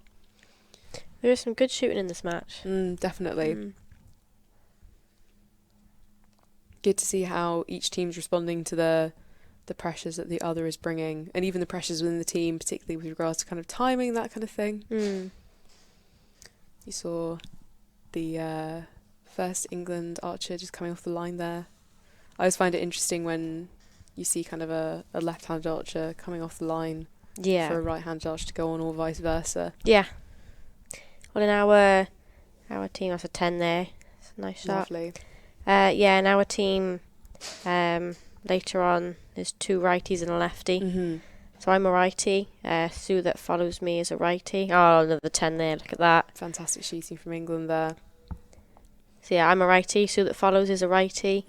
Then Megan to finish is a lefty. So yeah, we started off practicing Megan first, Sue then me. Yeah. And just to make it more comfortable for Sue, because this is, like I said earlier, this is her first time. Absolutely, yeah. Shooting in team match and rotations, we found it slightly easier for her to follow me as a righty, so she knew what to. So yeah, I mean, gotta do what works best for your team and what's more comfortable. Absolutely. Can hear Team Scotland bringing the noise there.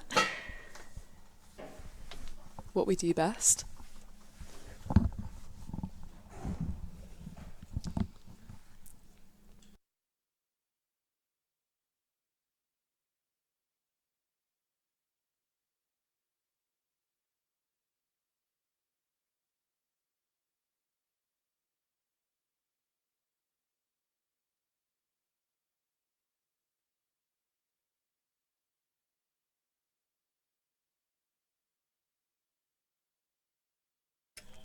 Okay, so So- you've got Scotland to shoot first now on this end. Confirmed scores there. So England leading by 3 points with a 163 to Scotland's 160. So this is a smaller lead than we've seen in the other matches.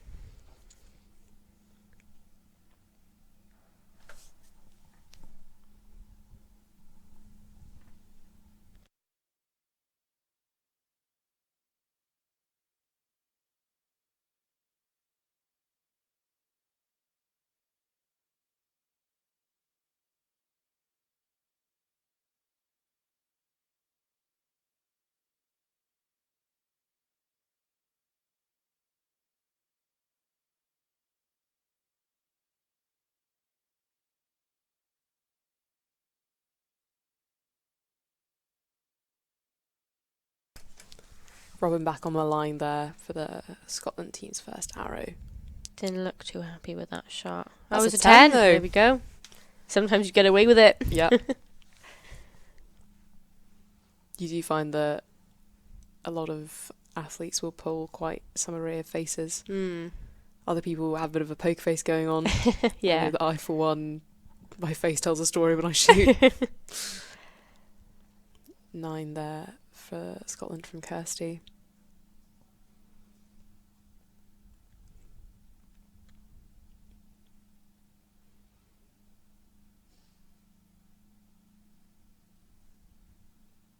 And a 8 there. just there. So bringing Scotland to 27 for their first half of this final end of the gold medal match. A little bit of an issue there. Arrow came off the rest, I think, for England. But not too much time lost by the looks of things. I think that's a 6 there for England. Just potentially touching the lines. We'll get that confirmed shortly. So if the two teams end with the same score, then that would go to a shoot-off, as we saw earlier with the Barebow mixed teams. Lovely Nice 10 10 there. And in that, it would be the same just as before, where each member of the team shoots a single arrow, and then the highest value end takes the win. Failing that, if it's a tie, then it's the closest arrow to the middle. So at the minute with these 3 arrows, Scotland are ahead by 1, but overall England are ahead. Still just 2 points in it. Time is potentially looking a tiny bit tight. Ooh, that's a 9. Yeah. Hard to see with the shadow just there. 30 seconds on the clock for Scotland, so I'd imagine they should be all good here. Kirsty looking very confident with a 10 just there. Nice. Fantastic shooting, Kirsty.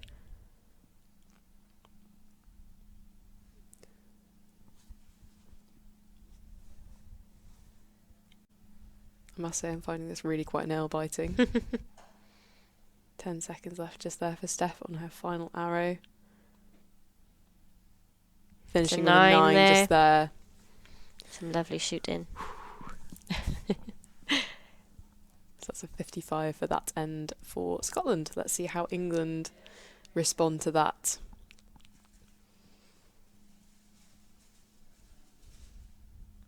My heart's going a bit. I think that's an 8 there. Yes. 8-9er. Yeah, it's an 8.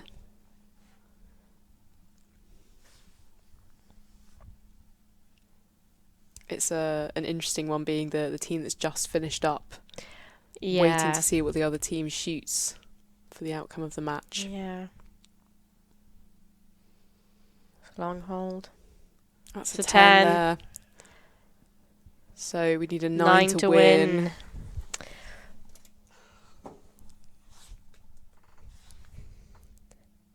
Some nail biting stuff.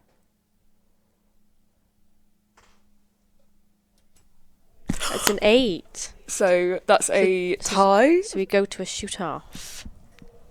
My goodness. Tasha's here getting a little bit red in the face. Natasha's stressed. Natasha's stressed. Natasha's part of the Scotland team, so I can understand. I'd originally planned to be out on the field for this match, but then I had the chance to commentate and couldn't say Yeah. no. So, So you're trying to stressing from No, inside. exactly. Trying to rein in the patriotism there. Good friends with this team as well. So on a kind of a Scotland level and an individual level, very, very much rooting for the three of these guys.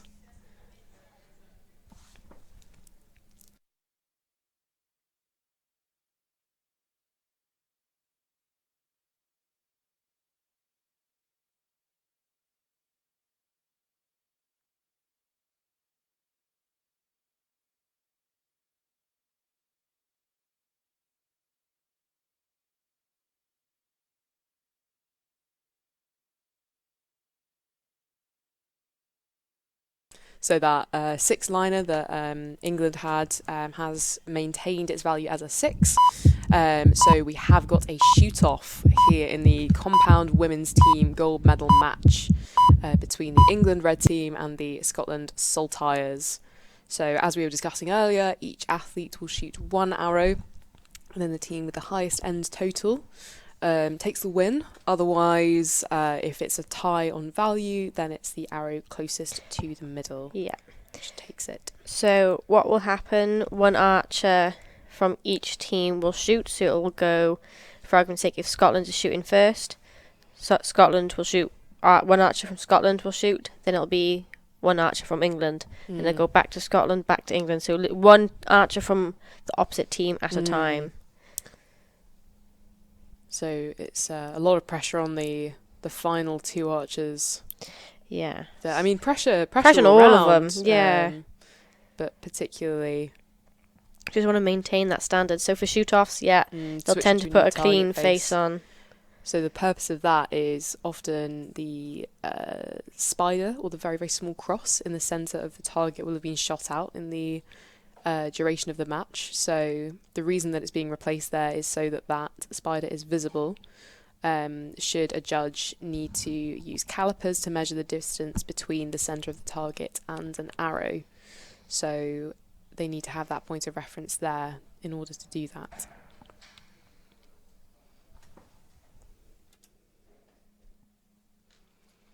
So I believe England are shooting first here, and then Scotland will follow. And as Taya was just saying, they'll alternate until each athlete has shot their single arrow.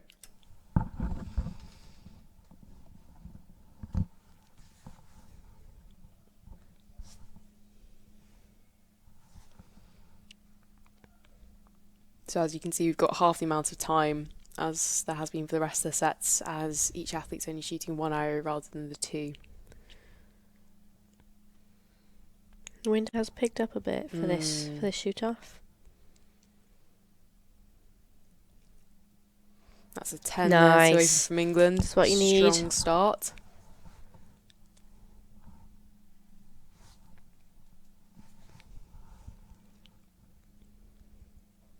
See if they can back it up with another 10. That's an 8 there from Robin.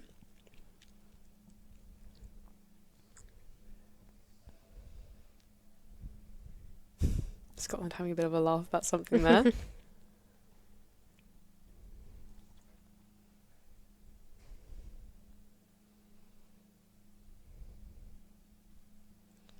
I think that's a 9, just 8.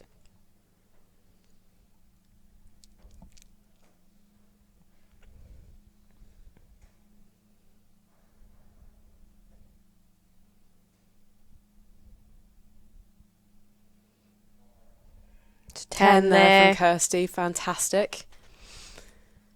So the moment going into this last arrow, England leading by a single point, getting a little bit tight on time there, but that's a 10 to that's a 10. Finish. Yeah. There. So England unofficially have won this match.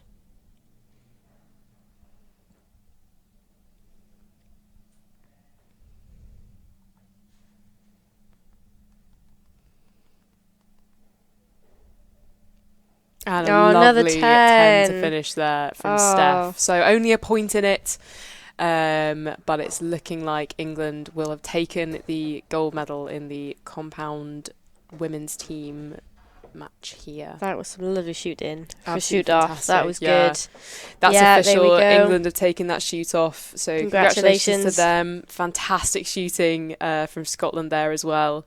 Great to see another shoot off today, and fantastic to see it that close. Really, really exciting stuff here at the European Commonwealth Archery Championships 2022.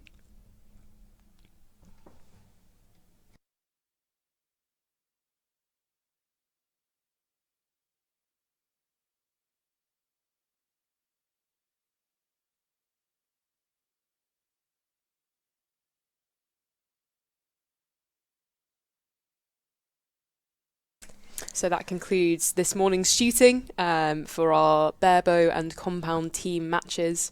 Congratulations to all of our archers who have finished up today with medals, and very, very well done to everyone that shot. It's been fantastic to watch, and I've had great fun commentating.